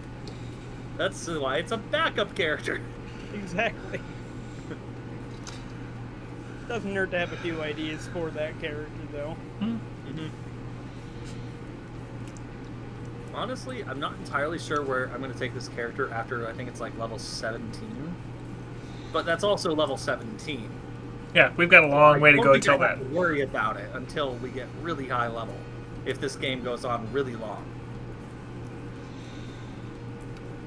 If this game goes on really long, maybe I'll think about it, but that's a whole other story. Yeah, it's one thing to plan out the next couple levels of your character. It's a whole different thing to plan out the entirety of your character's level progression.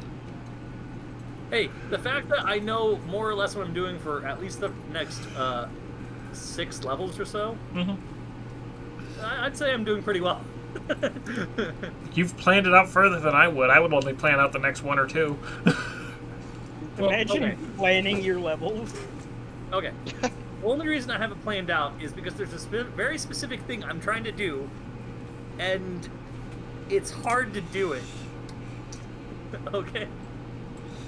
It requires me going into a very specific prestige class and doing some goofy things in the prestige class. So I had to plan it pretty hard. It's pretty hard one. Oh yeah, that makes sense. Don't get me wrong. I'm not saying you're doing something wrong to plan it out that way. Everybody is different. For some people, they don't plan out past, the next session. For some people, they plan their characters every minute detail. And that's the one I tend to fall into, is I plan almost every minute detail. Good news about it, though, is while, yes, I'm technically min-maxing, I'm also not min-maxing at all. I'm min-maxing in the stupidest way possible, called group hug. Alright, shall we get back into it, gents? Sure. Yeah. Alright. So, where we left off. Zorna, within a few minutes of that conversation, you are released, and 2 clone guards escort you back to your ship. Okay. Yeah. I'm gonna, when I get back to the ship, go take a shower. As you get back to the ship, Okay. before you come aboard, there is a man in brown robes standing at the end of the boarding ramp to your ship. Oh, fun. Knowledge, what's this called again?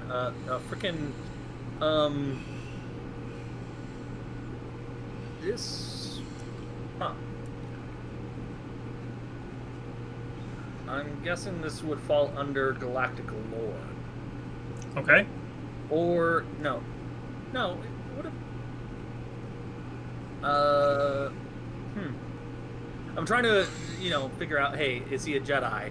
Just from, Oh yeah, no, you don't. I'm not even going to make you roll for it. Yeah, you realize, this is a Jedi. Ah, fun. Okay, well, now I know who one of the other people on board that knows what that is, probably. Okay. Okay. So there's a Jedi. Fun.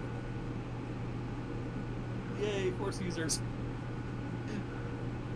Okay, well, I'm gonna be looking at him, sort of like, uh-huh. He's kind of looking at your ship. His back is to you as you're walking up.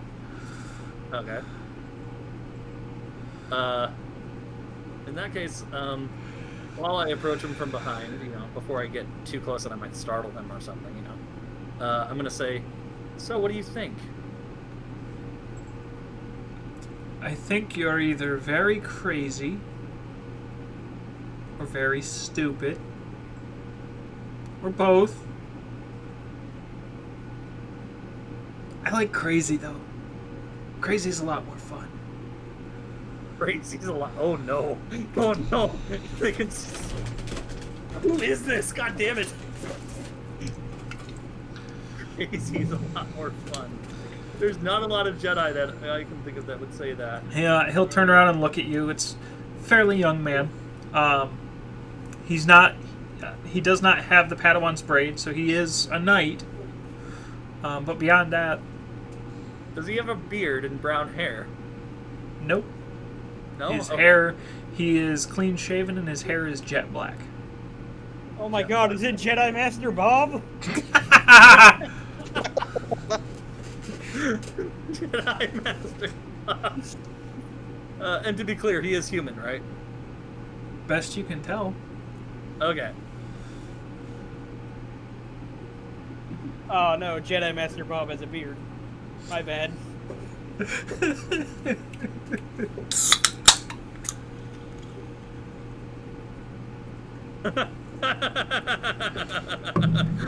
God damn it.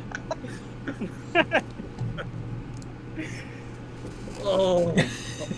I'm just trying to think of, like, who this could be, and it's probably just some random Jedi, isn't it? Mm-hmm. Okay.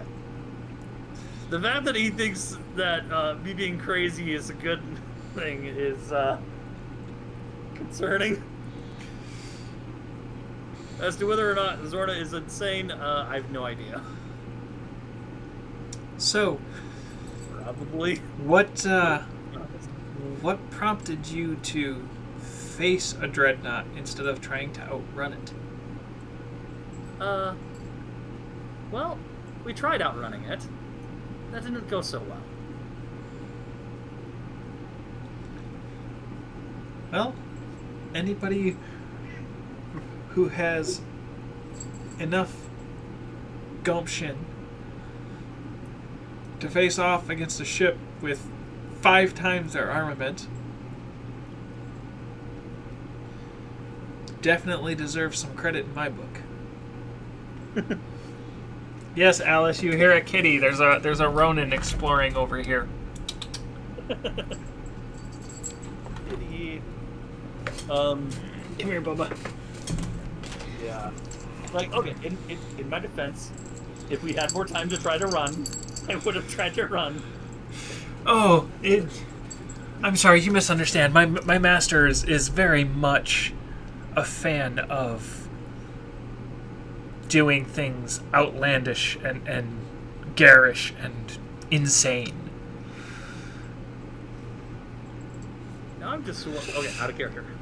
Who the hell is this guy's master? Out of character, I'm just sort of gonna give him a look like, okay, that's I'm not sure how I feel about that. Maybe you've heard of him. Master Quinlan Voss? Okay, so I'm guessing I need to do a Knowledge Galactic Lore. Yep. Yeah. The things they don't hear while working on comms. Sick fucking hair. Okay, so 12 plus... I rolled a 15. Okay. So, I'm going to pull this up on... Well, let's fix this, because... So, for those who are not familiar with Quinlan Voss, this is Quinlan Voss. second. Let me pull up the stream. Oh, I'm gonna put it in the. Oh, okay. Good. I was avoiding stream just so I don't see any spoilers. Oh. Quinlan Vos is he is very much a Qui-Gon Jinn-esque Jedi. He believes in the ideas of the Order. He does not necessarily agree with their function. He is very much a...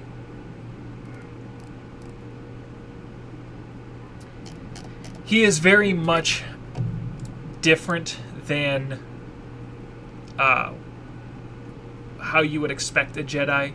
He is known for completely disregarding decorum.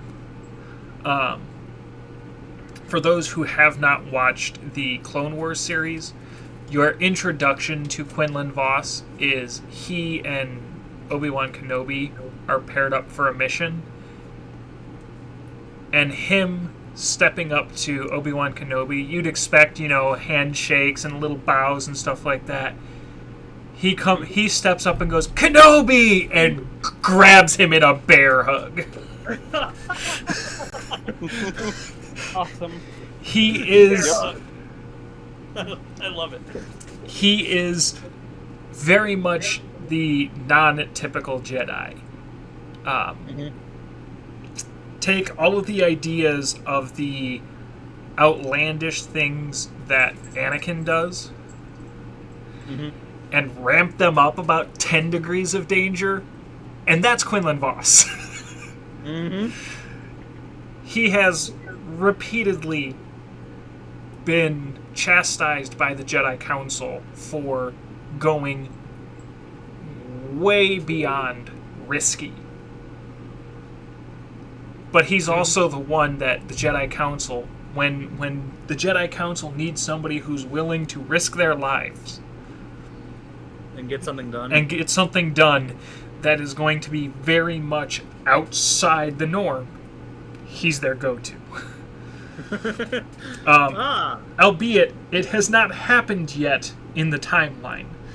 This is also the Jedi Master who, after the fall of the Jedi Order, fell in love with Asajj Ventress.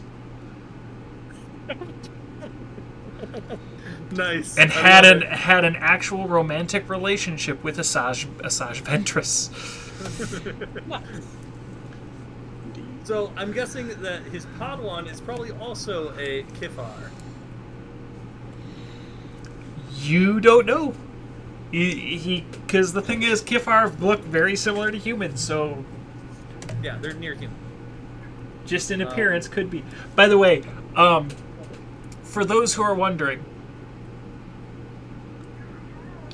in canon, the previous known Padawan of Quinlan Vos is Aayla Secura. And she is known as one of the best Jedi warriors to exist. Oh yeah, that chick. Yeah. That's Willen.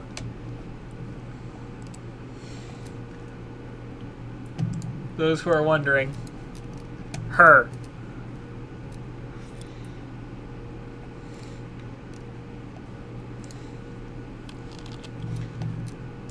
And it took,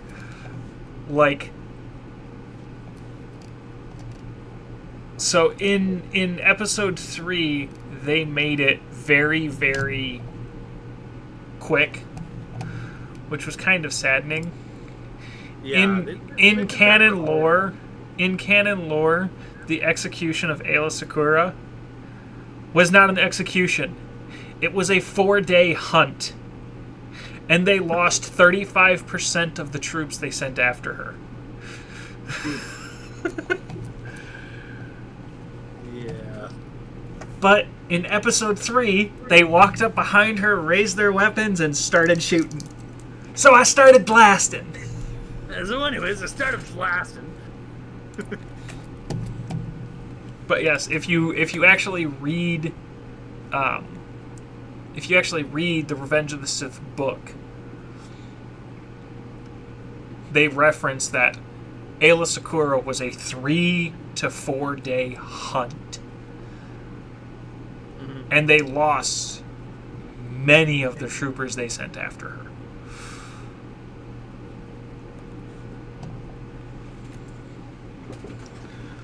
Like, in Order 66, in the books, the clone troopers lost 10% of their total numbers hunting the Jedi. Yeah, that sounds about right. It's the Jedi. The movies made it so bland and so disappointing because They basically were just trying to focus not on that, but on the aftermath of 66. Well, and like they tried to take. So here's the thing: from the initiation of Order 66 until the destruction of the Jedi Temple, in the books, is 19 days. Yeah. In the movie, it's like 2. So Yeah. it's one of those things that the book does so much better at enunciating just how hard the Jedi fought. And like the at the end of episode 3, when Anakin is marching on the Jedi Temple with the 501st, in the books, it wasn't we marched on the temple. It was a 3-day siege. Yeah. Got to admit, Anakin and the clones marching on the temple was a whole lot more cinematic. Oh yeah, it makes for a much more cinematic and sinister scene, but it does not make for a good story. Yeah.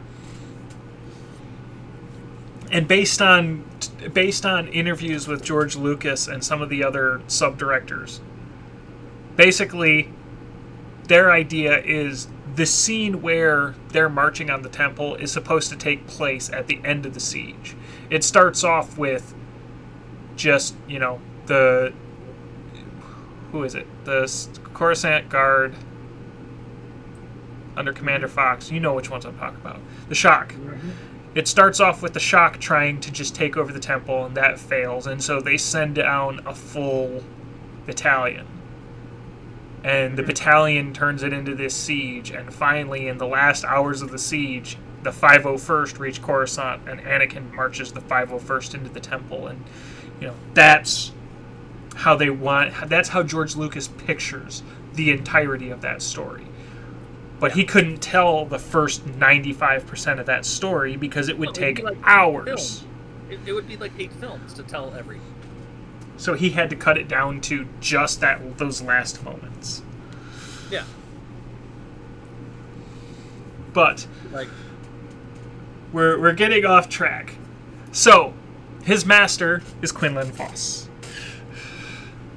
Nice. You would be somewhat familiar with him, albeit it's only in passing whispers. You know of a Quinlan Vos who is a Jedi Master who is known for being very eccentric and very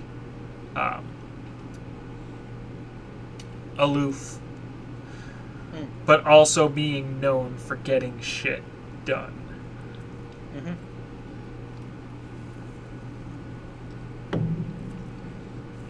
He is by far well known for being just absolutely able to do anything. Yeah.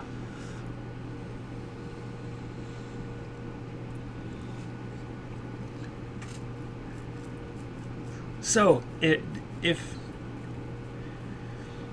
you had to do it over, would you do the same thing?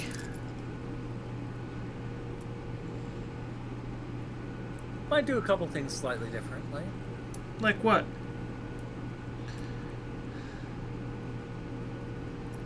Well, might have kept that transmitter on for a little bit longer. transmitter.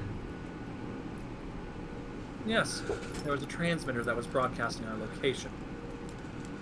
Probably would have kept it on until we were surrounded by more friendly forces, and then taken out. But then they would have taken all the fun. Perhaps.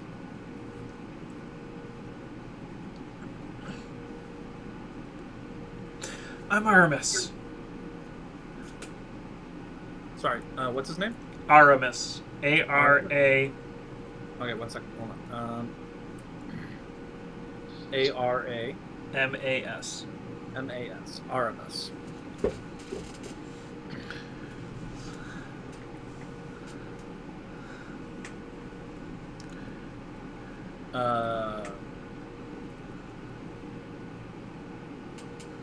Okay. There we go. Okay. It's a pleasure to meet you, Aramis. I am Zorna. Nice to meet you.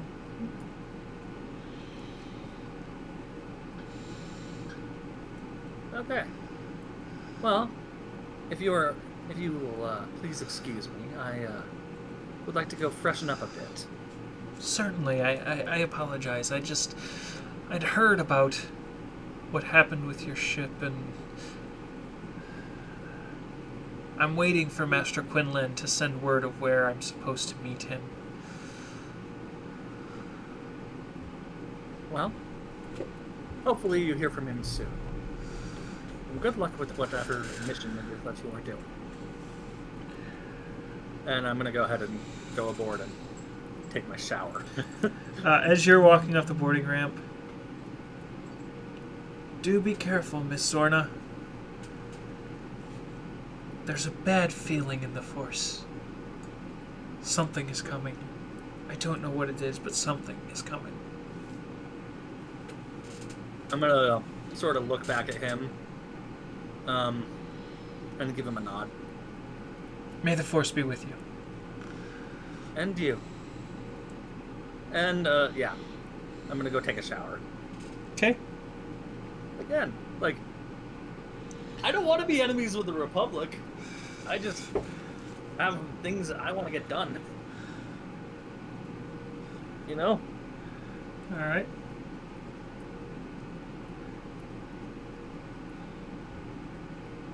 Okay. So yeah. I'm gonna go shower and then probably... Am I still tired?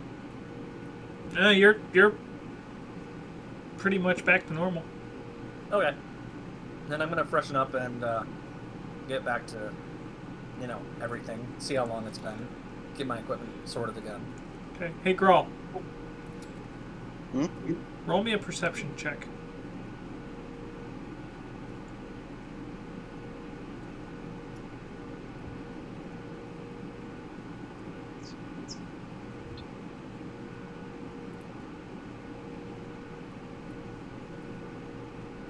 Uh, 22.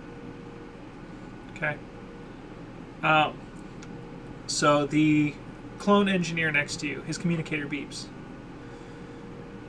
And he stands up and steps away, and it's just far enough away you can't quite hear. And you don't hear exactly what is said, but you hear something being said over the communicator. And he goes, "Aye, sir." And as he turns around, you notice his entire demeanor has changed.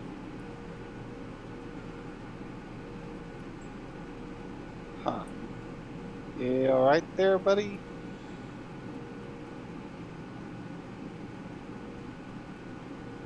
I have to go and take care of something. Okay. Can you go to your captain and pass along the word to stay on your ship? Sure. Okay. So he starts walking away from you, and as he steps into the hallway to the boarding ramp, he draws his blaster from his hip. I'm going to go to HK and remove the restraining bolt. HK, you suddenly get the signal that you have full function again. Okay. Good to know. And about Hey, 2 minutes after that, and Zorna, you're basically just getting out of the shower, and every alarm on board the ship begins to blare. Oh boy. I was gonna tell HK as I removed the restraining bolt. Hey, the clone said to stay on board, and he drew his blaster when it was going out, so that's probably not a good sign. Affirmative. Moving to security positions. So the restraining bolt's off, I can move my arms, yes. Yep.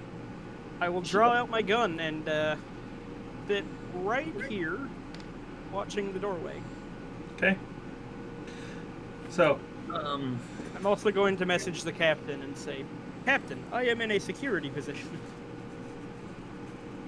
By the way, where's Fred? he's in Just curious. Out of character. This is all He- out of character. so, Where? So he was helping put on some of the plating. He comes up the boarding ramp. The clones, one of the clones said something to him, and they all got this funny look on their face. And they told me to get back on the ship, and they all grabbed their guns.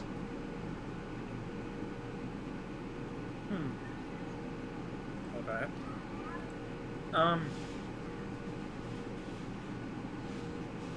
Second question I have: where's my gun? Did they confiscate it, or give it back to me, or was it left on? When the you ship? when you were released, when they brought you out of the secured area, they returned your equipment to you. Okay. So have I resecured my equipment Yes. when I got out of the shower? Yeah. Okay, so it's reholstered and everything. Yep. And I took the time it takes to reholster it properly with it being secured. Yep. I didn't. Absolutely. Just checking. Hi, Alyssa. Sorry, Because somebody's I in the had chat. time, I'm assuming I took the 20 it takes to properly conceal the frickin'. Yeah. Just making sure. Because I don't have a good stealth check, and that is a stealth check. Okay. Yeah. I'm sort of like, what the fuck is going on? And, I'm gonna be like, HK, good job. Fred, please, take up a security position in case we get boarded or something. Actually, And I'm gonna... wait a minute. Huh. We're in our ship right now. Yeah. Our ship with the working turret. Yeah. Which is why I'm telling Fred to get in the security position. And a non-working shields, because that was the next step. I'm just gonna slide on in. Right. Okay, roll a perception check for me. Me or him. You. Because you're now in a position where you have more visibility than most. Yeah. I was heading to the flight deck. 27. Okay, so from your position, you look out over the hangar bay, and all of the clones are beginning to congregate in.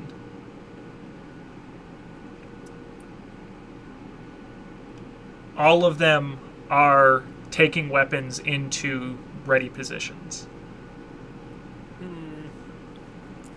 Okay. They are not looking at your ship, however. That's good. I'm not going to fire yet. I'm going to wait to see what happens. I don't think we'd want me to What's fire right happening? Are you going to hold an action, I take it? now. No, I'm not going to hold action. Very productive, Lissa. Because I don't want to, like, Very hold action, productive. something opens the door, I shoot, and then kill half the clones. But what I am going to do is get onto the ship comms and say, Captain, it appears that all of the clone troopers outside of the ship are congregating around defensive positions in the hangar. Okay.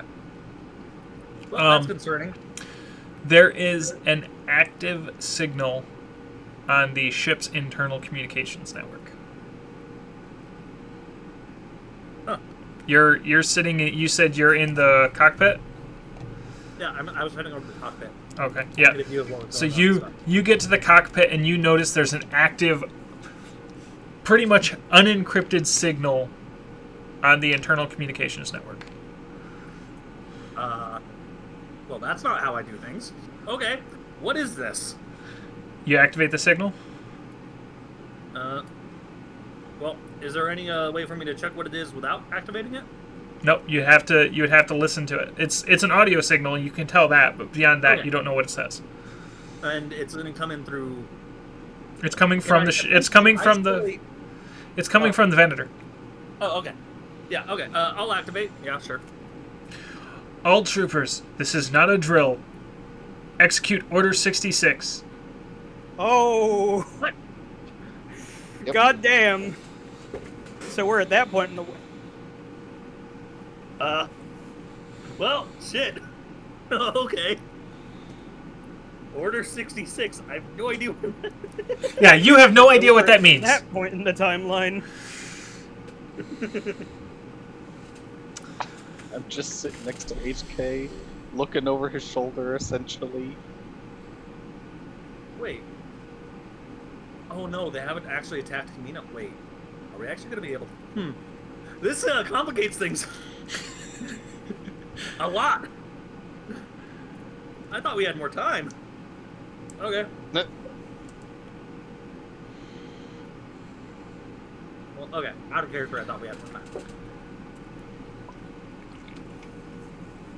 Well, yeah. I don't know what Order 66 is, so I guess I'm just going to watch, see what's going on.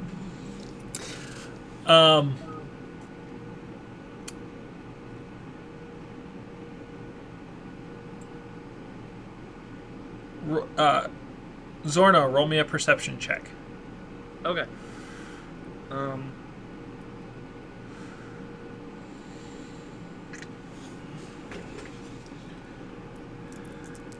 Perception check.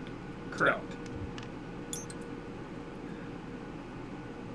16 on dice plus 6 is 22.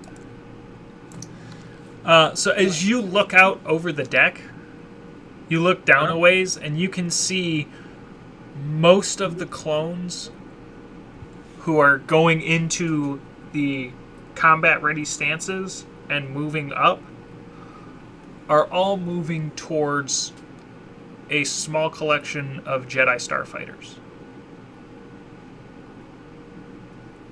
Huh. Okay. And as you look past them, you can see there are about four Jedi starfighters landed on the deck. Mm-hmm. One of them, there's a Jedi that is standing next to it, Yeah. and they have not ignited it, but you can see the hilt of their lightsaber in their hand. Mm-hmm. And there's a momentary pause, and in pretty much the same instant, one of the clone troopers fires their blaster on stun. The Jedi ignites its saber and deflects the stun, and instantaneously every clone in the vicinity begins firing, except for you can see maybe 2 of them are on stun. The rest of them are actively attempting to kill this Jedi. Huh. Do HK and I see from the turret slot? Yes. Yeah. So you guys don't see the Jedi. You guys can see all the troops, and you can see kind of where they're aiming, and all of a sudden you just see this cacophony of blaster fire. Captain, the clones have opened fire on something. Shall I... Would you like me to do anything? I'm gonna thumb the internal comms and say, I'm not sure we should get involved in the clones trying to kill a Jedi. Also, the clones are trying to kill a Jedi. Affirmative. Clones are doing what? Oh. Right. I'm just like, and okay, out of character. I think we are at an impasse, guys. Do we attempt to help the Jedi? And probably get ourselves killed. we don't have shields active. If even we if succeed, tried we get to a leave. Venator. If we succeed, we.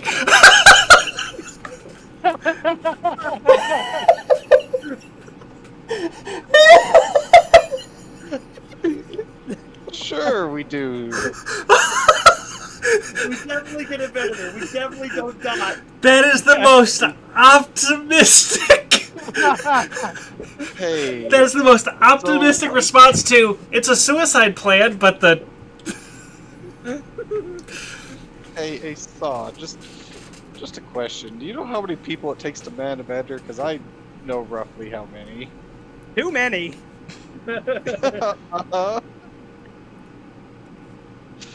However, they have one fatal flaw. They're not the player characters. Plot armor does not. Plot armor. Plot armor does not protect you from needing the 7,400 necessary to fly this ship. Right. Right. Crewing it is that is an issue. I completely Yeah, forgot that's what I about was that. talking about. We can run it on 3 people. Maybe take a hostage or 2. See, Or okay, 2,000. okay. I'm gonna be completely honest. I was entirely expecting us to have a little bit more time before Order 66, so we could at least milk the frickin' Republic for some money in this war. But no, we're obviously well past that point. Shit, I don't even know if we're gonna get paid by them properly. Okay, this is fun. Well, you see, here's the thing, Lantas. Our deal was with the Republic. Yeah. The Republic. It's no longer the Republic. That's exactly the argument some bureaucrat would use. Exactly. A bureaucrat, definitely not a bureaucrat. I don't know what you're talking about. It's not like a +8 in knowledge bureaucracy or anything. Not like I can game the system. I don't know what you're talking about. I don't know how to game the system. Zorna. Uh-huh. As you are watching them begin to fire, you get a signal that something is coming aboard your ship. Has Fred shot yet? No. Currently, no. By the way, Fred is not involved in your communications, so he has no idea what's going on. And after a moment, No, I thought it was on internal comms. he is not. Oh yeah. Internal ship comms, So, yeah. Fred comes over the comms. Captain, that guy you were talking to is coming aboard. What guy? Oh, great. Oh, joy. Hey, Okay. look, it's the new unnamed character whom I suspected would be joining our ship. Yeah. Alright, well, it's become our problem, hasn't it? Yeah. It has certainly become our problem. So, out of character, guys. I'm sorry, I need to ask this as a vote for the entire party. Do we help this Jedi, or do we, hand him over to the clones? Because we're still pretty heavily damaged, and the repairs are not cheap. I need money. I mean, do you want to try We attacking a Jedi? I think it's a lose-lose situation, to be honest. Hear me out. We could, in some way, turn him over to the hut, because that's where we're obviously going next.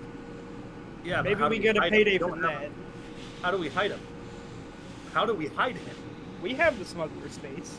No, we Yeah, don't. don't we have smugglers? Yeah, we do. No, we don't. No, that's a This. that. Okay, technically not standard. It's right there, Lantas. To be fair, you and I did talk about it, and I asked you if you wanted this space available to you, and you said yes. Which is why I left it open. Oh, Yeah. okay. So this space is a smuggler's compartment, technically. So we stick him in this compartment, then we fill up this room with a bunch of crates and So shit. does that mean technically I already have used one emplacement point for that? Or, oh wait, no, I guess I would have sacrificed some cargo space. It's Okay. no cargo space, it's just hidden cargo space. Yeah. Anyway, Yeah. we shove him in there, and then we hide him through with a bunch of boxes, and then we never bring him. What boxes?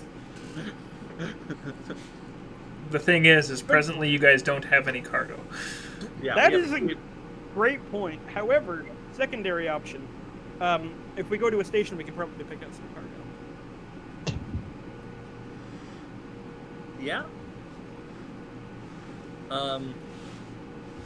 You know what? You know what there needs to be in this system, which would be absolutely hilarious, but it doesn't exist as far as I know.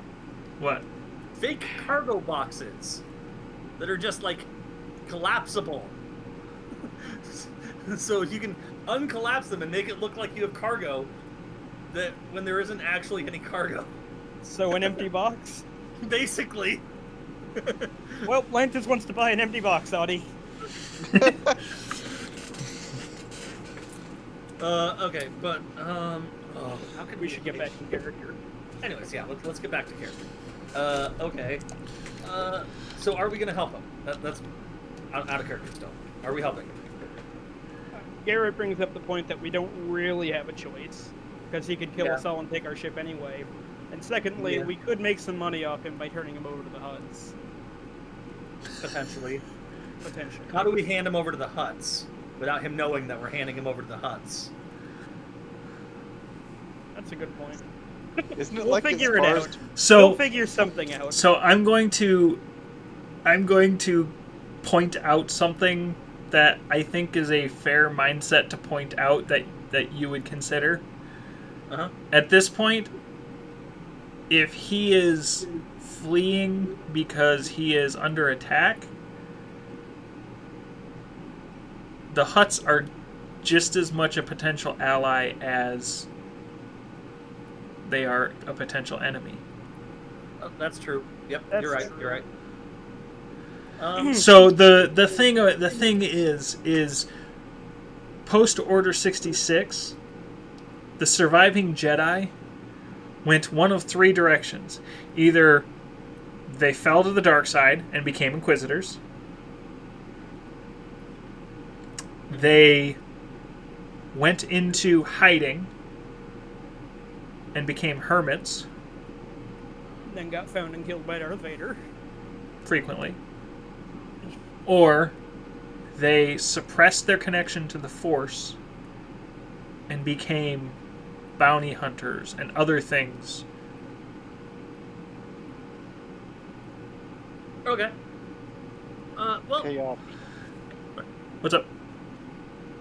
As soon as I hear that Ahmad is coming aboard, I would like to head to the shields and try to get those fixed.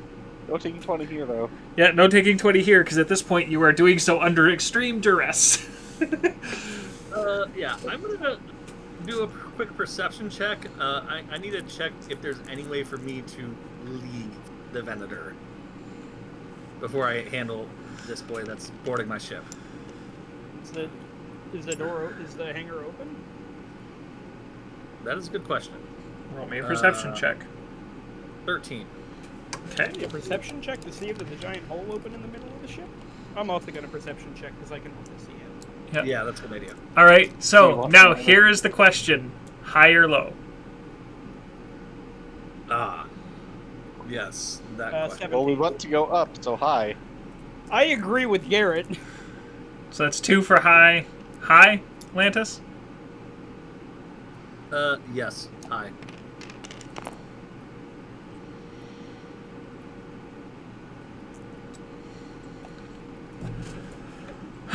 So you look up, and presently the top hangar entry is open. Hey! I'm just gonna. Okay, yep, you managed to figure out, compared to the previous time you were trying to fix it, you figure out, oh, I was trying to do this, I was trying to disconnect this and connect this, and I was plugging in the polarities wrong, and I was doing this wrong, and you figure out exactly what you did wrong, you get it back up and running. But your shield is currently only functioning at 50% efficiency. Hey, Captain, shields are up, but they're only had half strength. Well, that's better than no strength.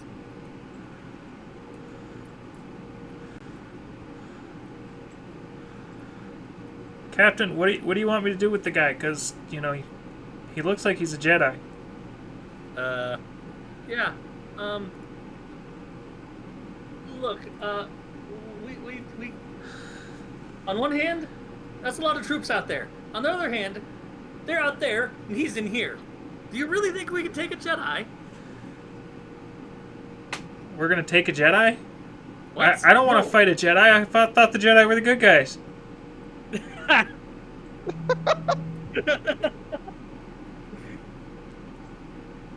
Ah, Fred, never change. I give an exacerbated sigh and hold my head in my hands and just be like, Fred, that's exactly the opposite of what I was saying. Well, what do you want me to do? Because if the clones start coming onto the ship, then we're in trouble. Yes, could you ask him to come over here, please? Can I like go turn the turret back to the clones to see if they're coming over? Yeah, right now, as you kind of shift the turret back and look, right now they are presently focused on the Jedi starfighters. By the way, at this point, one of the starfighters has been so royally peppered by their blaster fire, you're fairly certain it is probably no longer flyable. And the Jedi that was trying to fight them off is now a corpse draped over the side of one of the ships. Okay. Yeah, I'm gonna start prepping the flight sequence. Okay. Shall I do a flight pilot check? Yes. And Fred brings the Jedi into the bridge. I take it that you were commandeering my vessel in order to escape from the clones. I mean, commandeering's commandeering's one word for it. I was just going to ask if you could hide me. Yes. Well, I don't really have much of a choice in this option. And now do I? So, yes, we will hide you. Fred, please show him to the smuggler's room. It's not much, but it'll have to do. Yes, ma'am. And let's see, what is my actual check? So it's a -2 on pilot from the ship. Oh, hold on, wait. Is the ship still under any, is it still somewhere on the condition track? If so, where? You'll have moved up some. How much HP has been restored, more or less? We'll say right now your ship is at 50%. 50%? Yeah. Okay. So let's still take it at 60. HP is at 60, and I'm probably at, what, -2 or -5 penalty?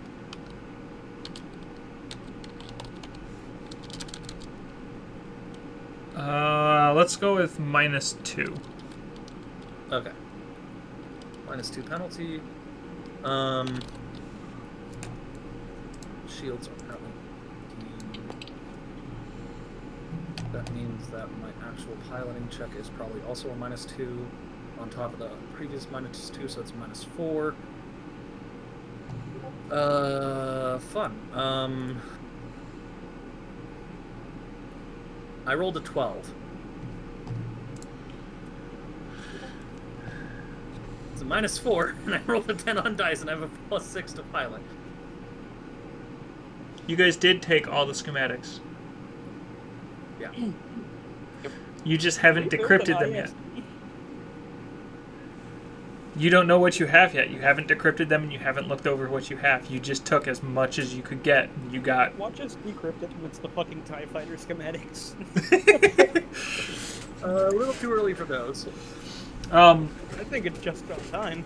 Oh no, it wouldn't be. Those came out later. Yeah, those came out like... Well, whatever. Ship R&D takes forever. Uh-huh. So, we'll say you get the ship powered up, you get the engines powered up, but you are not able to take off yet. Yep, that figures. That tracks. SWRP shields update to the bridge. So what systems are online? Just checking. I have thrusters, sublights, and I have shields. You have hyperdrive. I have hyperdrive. Mm-hmm. Do I have Is weapon? it main hyperdrive or is it backup hyperdrive? That's a good question. Is it backup or just the main? Main. Main? Okay. Grawl said he was repairing your hyperdrive. Can we even outrun? Can we even outrun a Venator? No, we have the same speed. So as Life long as we get support. the head start, we'll be fine. Yeah, it should be life support, power, engines, shields, comms, We won't be hyperdrive. fine. We won't be fine because the problem is, No, it's got more endurance, doesn't it? and it's got more fuel. Yeah, endurance. Yeah. So yeah, I don't think we're gonna be able to outrun it. We can, at the very least, try to not die. I mean, there is one thing you could do. You could ask for permission to leave. Okay. Yeah, I'm gonna True. pull up the comms and request permission to depart. Reason for departing? Okay. I need a good reason. Don't I? Well.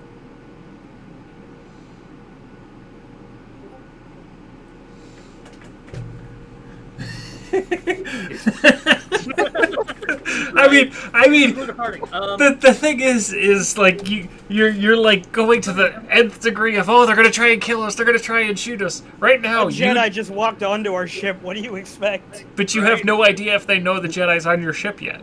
Reason for departing. Reason for departing is well, we don't really have a Self-preservation reason to stay. instincts. Reason for departing. I would like to continue with my business.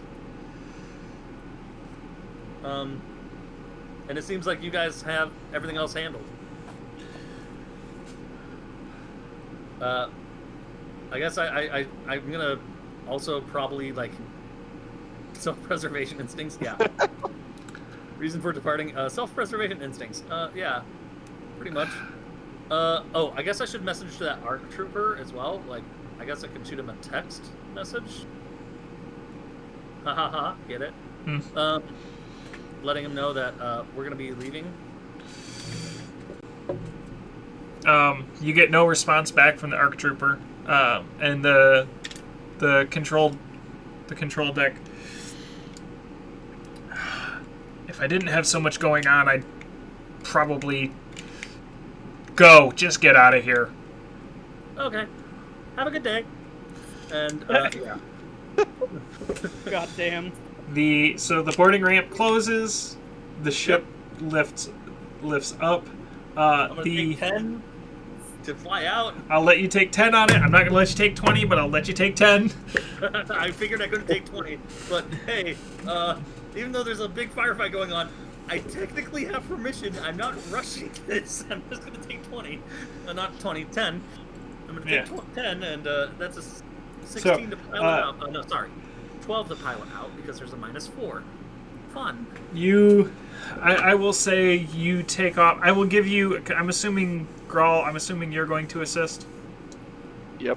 Okay, I'm gonna give you. I'll just give you as another take 10. Yeah. So you carefully as you can while trying to haul ass to get away from the legion of clone troopers who are. By the way, at this point, they are not shooting at the corpse. They're just shooting at the Jedi fighters.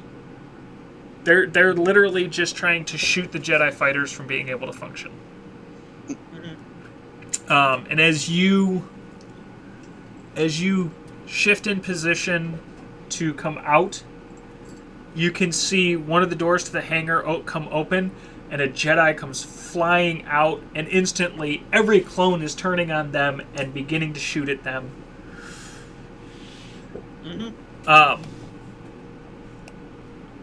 So, where are we currently, if you don't mind me asking? You are just on the edge of Christophsis. Okay. How much fuel do we have? You could probably make a couple. You could probably jump a couple systems. Okay. Now, the real question is, out of character, just because I'm curious, are we still getting paid? You don't know yet. Shit. Okay. Well, I hope we are getting paid. I don't least think we're getting gonna picked get paid. Thanks, I Gary. also don't think we're going to Camino anymore. Probably not. Okay. Well, all this was unexpected. So, now that we don't have the clones on board anymore, let's since we're at Christophsis already,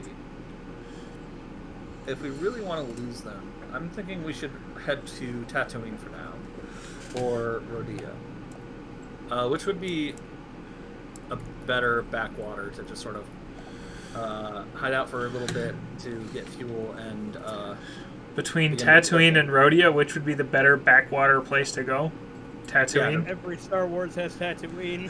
Tatooine. I guess we're headed to We Tatooine, gotta- guys. We gotta continue the tradition. Yep. So you, I'm assuming you tell Grawl to set course? Yep. Grawl, computer use?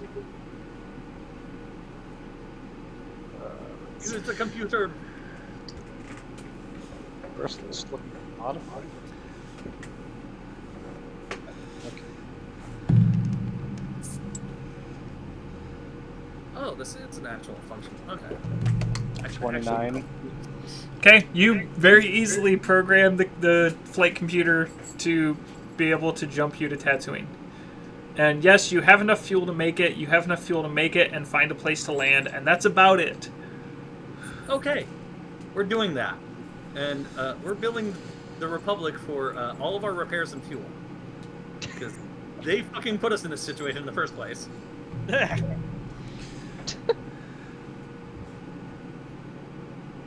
It's a blank check, as far as I'm concerned, for repairs and fuel, and that's all I'm using it for.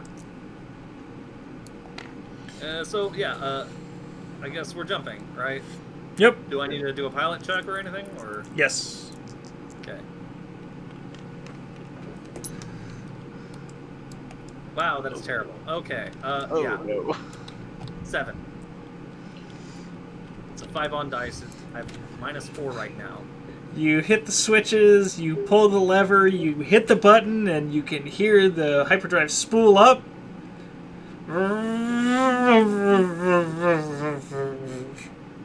Gosh damn it. Gosh damn it. Hard drive. I just fixed that. I'm gonna try again. Nat 20 this time. Take that, bitch. I'm gonna punch the console or some shit. You Roll damage on the console. you stare at it for a moment, you slam against the side of it, you hit the button again. Hyperdrive just immediately engages. Percussive maintenance, it works.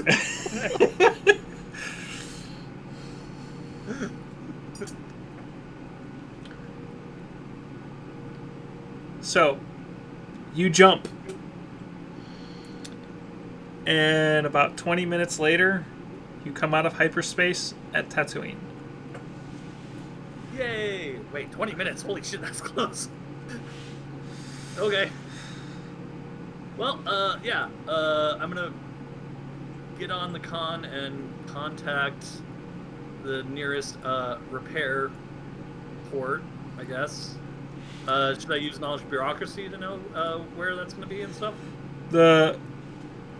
For you, I'll say your computer system will show you that the two most logical places for you to go are Mos Eisley or Mos Espa. Mos Eisley or Mos Espa? Okay. Mos Eisley is slightly larger, but it is on the other side of the planet from you. Mos Espa is significantly closer.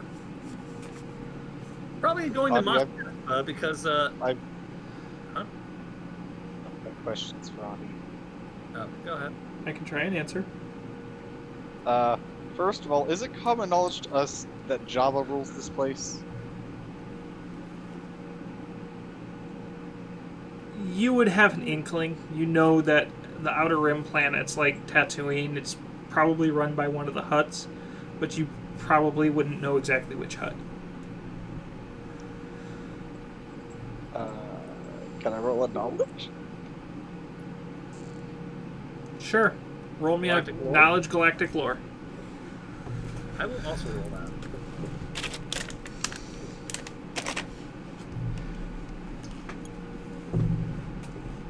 $19. 9. Okay. Zorna, you know that Hutt owns quote unquote owns Tatooine.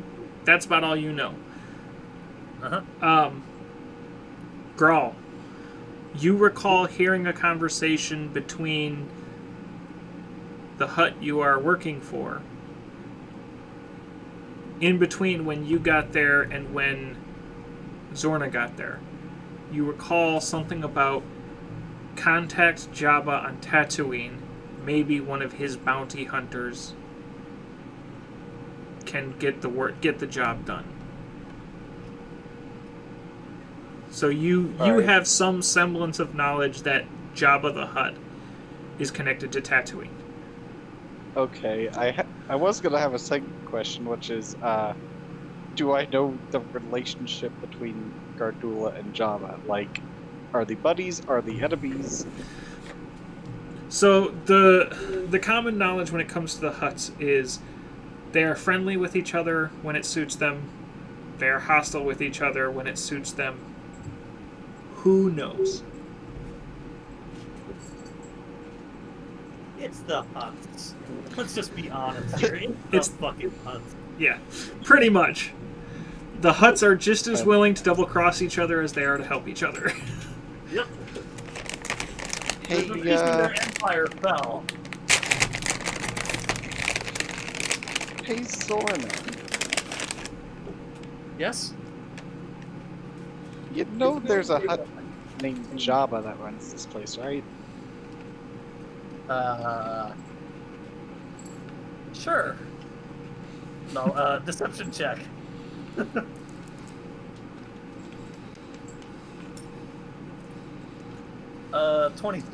21.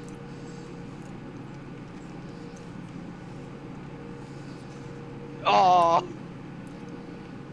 What I believe you. I certainly believe you. You are very convinced that that was a very honest sure. What of it? Damn it. It's just casually He's like, yes, I know this. I definitely know everything. Oh, I kind of thought you wouldn't know. The more I know, I guess. About you. No, you believe that I do know. That's the fun. Exactly. I now know that you know. Yes. What Anyways. of it? Well, did we have to get it to Gardula specifically, or any Hutt? Okay. I'm gonna do a knowledge, galactic lore about, actually, What are you trying to figure out? how pissed Gardula would be if we gave this to Jabba instead. Okay, roll galactic lore. Yeah.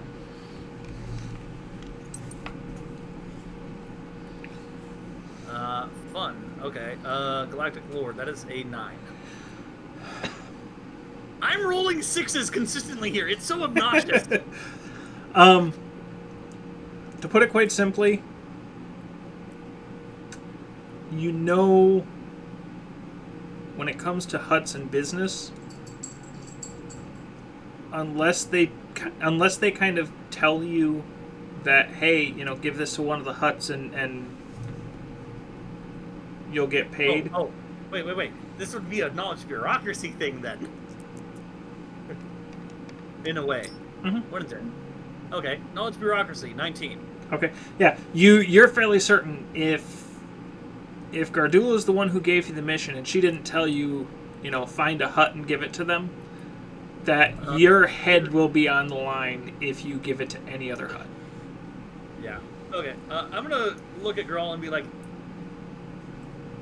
"Do you want to die? Because that's how you die. Do you want to die? Because that's how you die." Okay. So, question then.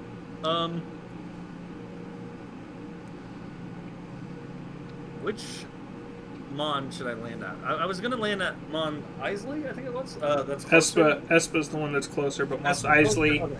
Mos Eisley has Mos Eisley is larger and has better facilities. Yeah. Do I have the fuel to get to Mon Isley? You do, But just barely? yeah, basically. Okay. Yeah, I'm gonna call up Mon Isley up on the con and request docking at a repair bay for serious repairs. You got credits? Well, the Republic's going Republic? to be, Where have you been? right. Space. Space. You didn't hear then. The Jedi apparently were traitors to the Republic, and now we're not a Republic. Well, I have a contract here that says they're going to pay for the repairs.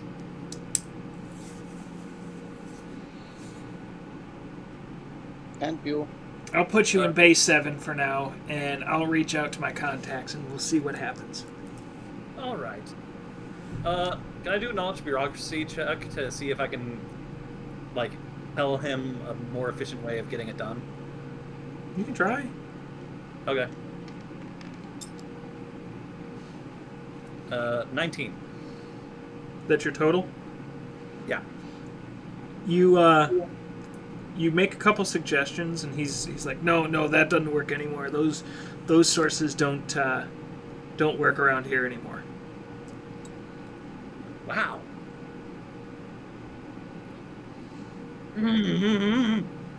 Spent all this time learning this, and now I have to relearn it. Just huffy. I'm just huffy and annoyed. So you land, Okay. and after a little bit of time passes, the landing bay that you landed in opens, and a small squad of various people come wandering in. Okay. Before this happens, I'm gonna get on the con and message Fred to just make sure that the smuggler's thing is closed up and fairly well hidden, and then join us so that he's not obviously missing or just sort of appearing out of nowhere. Okay. Probably a good idea for him to stay there, though. Let's be Yeah. honest. So after a few minutes, Fred comes wandering back up onto the bridge. All right, Captain. He's as snug as a bug in a rug in there. All right, and officially he doesn't exist. There's only us 3 plus HK. You got it. Okay. Okay. So you were saying about people coming in? So a couple of them look like they are engineers of some sort. A couple of them look like they're security. One of them doesn't really fit the appearance of the rest of them. Oh, fun. He's a little more, what's the phrase I want to use? He's a little more gangster looking. He looked more like a thug And or a Yankee. a little more like a made man. He's Gotcha. Okay, he's okay. not an enforcer. He's kind of the voice of Authority. yeah. So, stay on the ship. Or you come down. Okay. I'm gonna come on down. Probably a good stopping point. Let's see. Grawl, you gonna come with, or are you gonna stay here? I'm gonna stay where there's muscle. Okay. And I'm guessing HK is gonna stay on the guns. Do I need to stay on the guns? I mean, we're in a docking port. Sure. Yeah, no, that's a good point. Probably be safer for you if I joined you. Probably. I'll say. Fred's gonna ask what before you leave the bridge. Fred's gonna ask what you want him to do. Make sure Grawl is safe. You got it. What are we doing, little buddy? Sitting and waiting, I guess. All right, Cap. Can I use your chair? Sure. Just yeah, sure. He flops down into the chair, like almost throws himself into the chair. You guys had a rough day. So, you Drums, yeah. you come down off the boarding ramp, Yep. and they all approach you. Welcome to Mos Eisley. So, we're waiting to hear back from our contacts with the new Empire to find out if the supposed deal you're referencing is good. All right. In the meantime, what do you need done? Well, I was hoping to get ship shape again and get some fuel. I have a delivery I must make. Of course, getting additional cargo would always be good. Well, when it comes to cargo, you'll have to take that up with the boss. And he kind of turns and looks at the one who is very much the voice of authority in this group. Mm-hmm. And he steps up and kind of closes his hands together.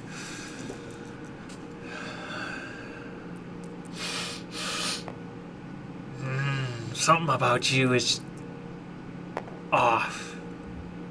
There's something you aren't telling us. Okay, Damn, he beat your deception, Lantas. I didn't do a deception! Oh, I didn't even do a deception! Okay, do you want me to do a deception check? Roll a perception check. Okay, a perception check. Okay, Correct. Gotcha. Oh no! oh, My rolls tonight have been all over the place. So That's what is your total? I add to that, right? Correct. Add your perception to that. Okay. My total is 7. You have this terrible feeling in your gut that he knows you guys are doing something. He knows that you guys aren't just here looking for cargo. No, I'm mostly here for repairs. I'm gonna be honest. Oh, but I mean, how many smugglers? This should not be. He's worked with how many smugglers? This should Right. not be new. No. Yeah. Okay. And I'm sure a few extra credits would go a long way to keeping his mouth shut and his hands to himself. You don't have the credits. If right you now. know, I have almost 400. Yeah, you really think that 400 is gonna grease his wheels? Yes, yes I do. 400 is a good amount of money to just not poke your nose into places. 200 is enough, I think. It wouldn't hurt to try. That's all I'm saying. Oddy eating chips. actually it's Butterfinger unwrapped minis, but yeah. Oh, God. Now I'm hungry for Butterfinger. Anyway, you get what I'm saying, Lantas? Yeah. Probably wouldn't hurt to have a little bit of insurance or security. Hey, Alice. Hey, Alice. Hello. What did you say, babe? That means that you can't kiss me. I can. I just gotta wash my mouth out first. Oh. Alice is allergic to peanut butter. Yeah. Oh. Yeah. So before I can give her any kisses, I have to rinse my mouth. Yeah. Wash it out. For a job, anybody knows who's hiring up? I'm still on stream. Okay.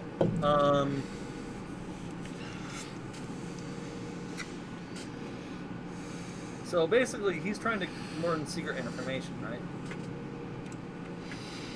Or coerce secret information. He could be. I mean, like I said, to you, it feels like he knows you're not being. Okay. It feels like he knows there's some sort of undertone. Well, in that case, where is that?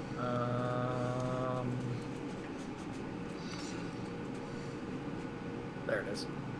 Okay, yeah, I'm going to just go ahead and sweet talk him a little to improve his attitude. Okay.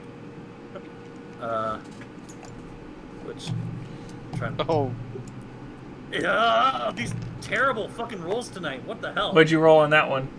2, right here.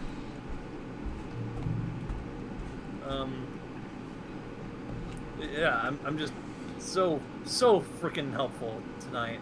So it's a persuasion check, right? Yeah. Okay. I still have stupid persuasion checks, so that's the good news. Because 1, it's a guy, and 2, 2 Oddies done. he is susceptible to my pheromones, right? Mm-hmm. Okay.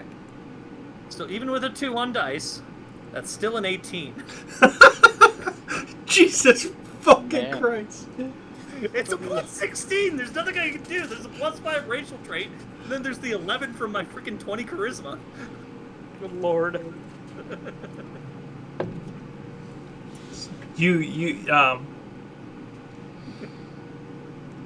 just kind of immediately, like, essentially melts. Don't worry about it, doll. I'm just messing with you. Now, for the time being, we'll let you stay here. Yay, I improved into friendly. But understand, if you want to do any jobs, you need to come see me first. You got that?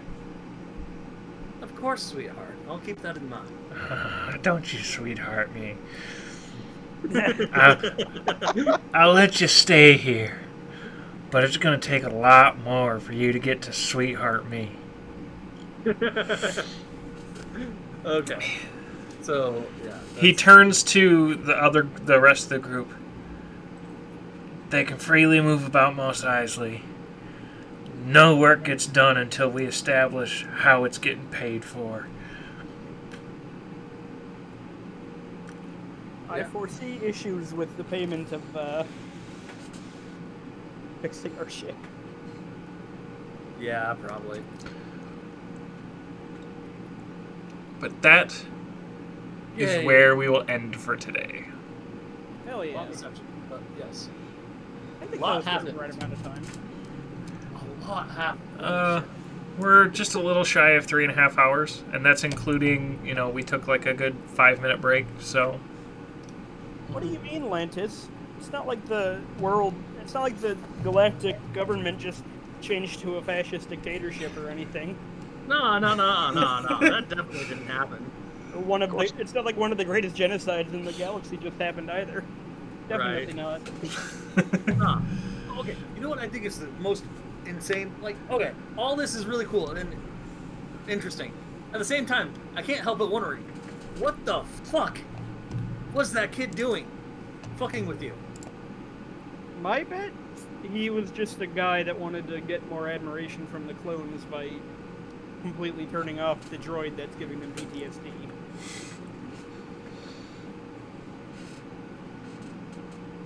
That's what I never guess. know. That or someone put him up to it. Someone probably put him up to it.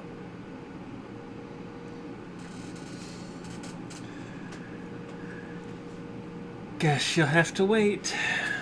Maybe you'll see him again. I mean, what? Perfect timing. Oh. Watch us see him again, and HK just like, you, I know you. And now I can move. Alright, let me outro the stream real quick, guys, and then I will chat for a few. Okay. I should drink more when we're doing. Alright, ladies and gents. We are going to call it a night. Because of course we are.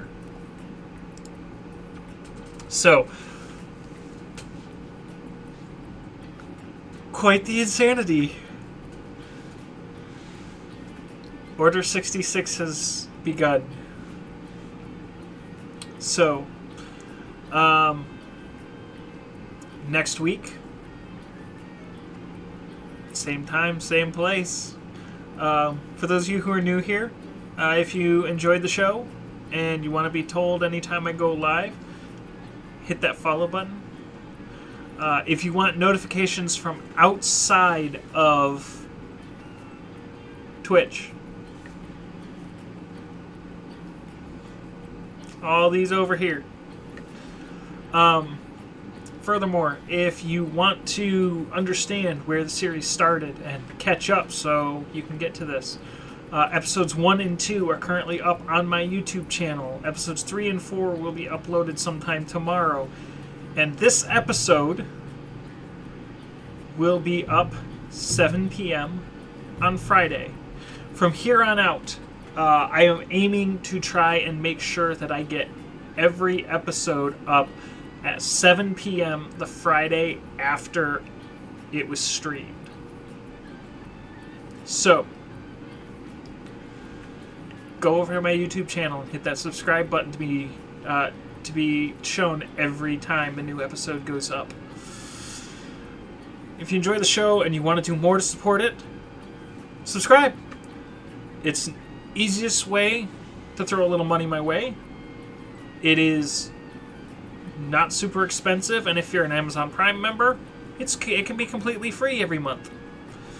Beyond that, thank you again to everybody in the OTG community. Thank you again to Lantas, Rook, and Saga, my 3 players who give me reason to keep going every week with this.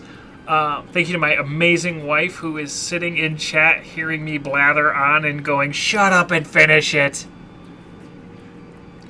Thank you all for coming out. I hope you have a wonderful evening. I should be streaming again on Sunday. I don't know what I will be playing yet. We'll see how I feel and see what I feel up to playing. Other than that, keep your eyes out. Alice may be streaming a few more times this week. That will be up to her. I hope you all have a wonderful rest of your evening, and I will see you all next time. Peace.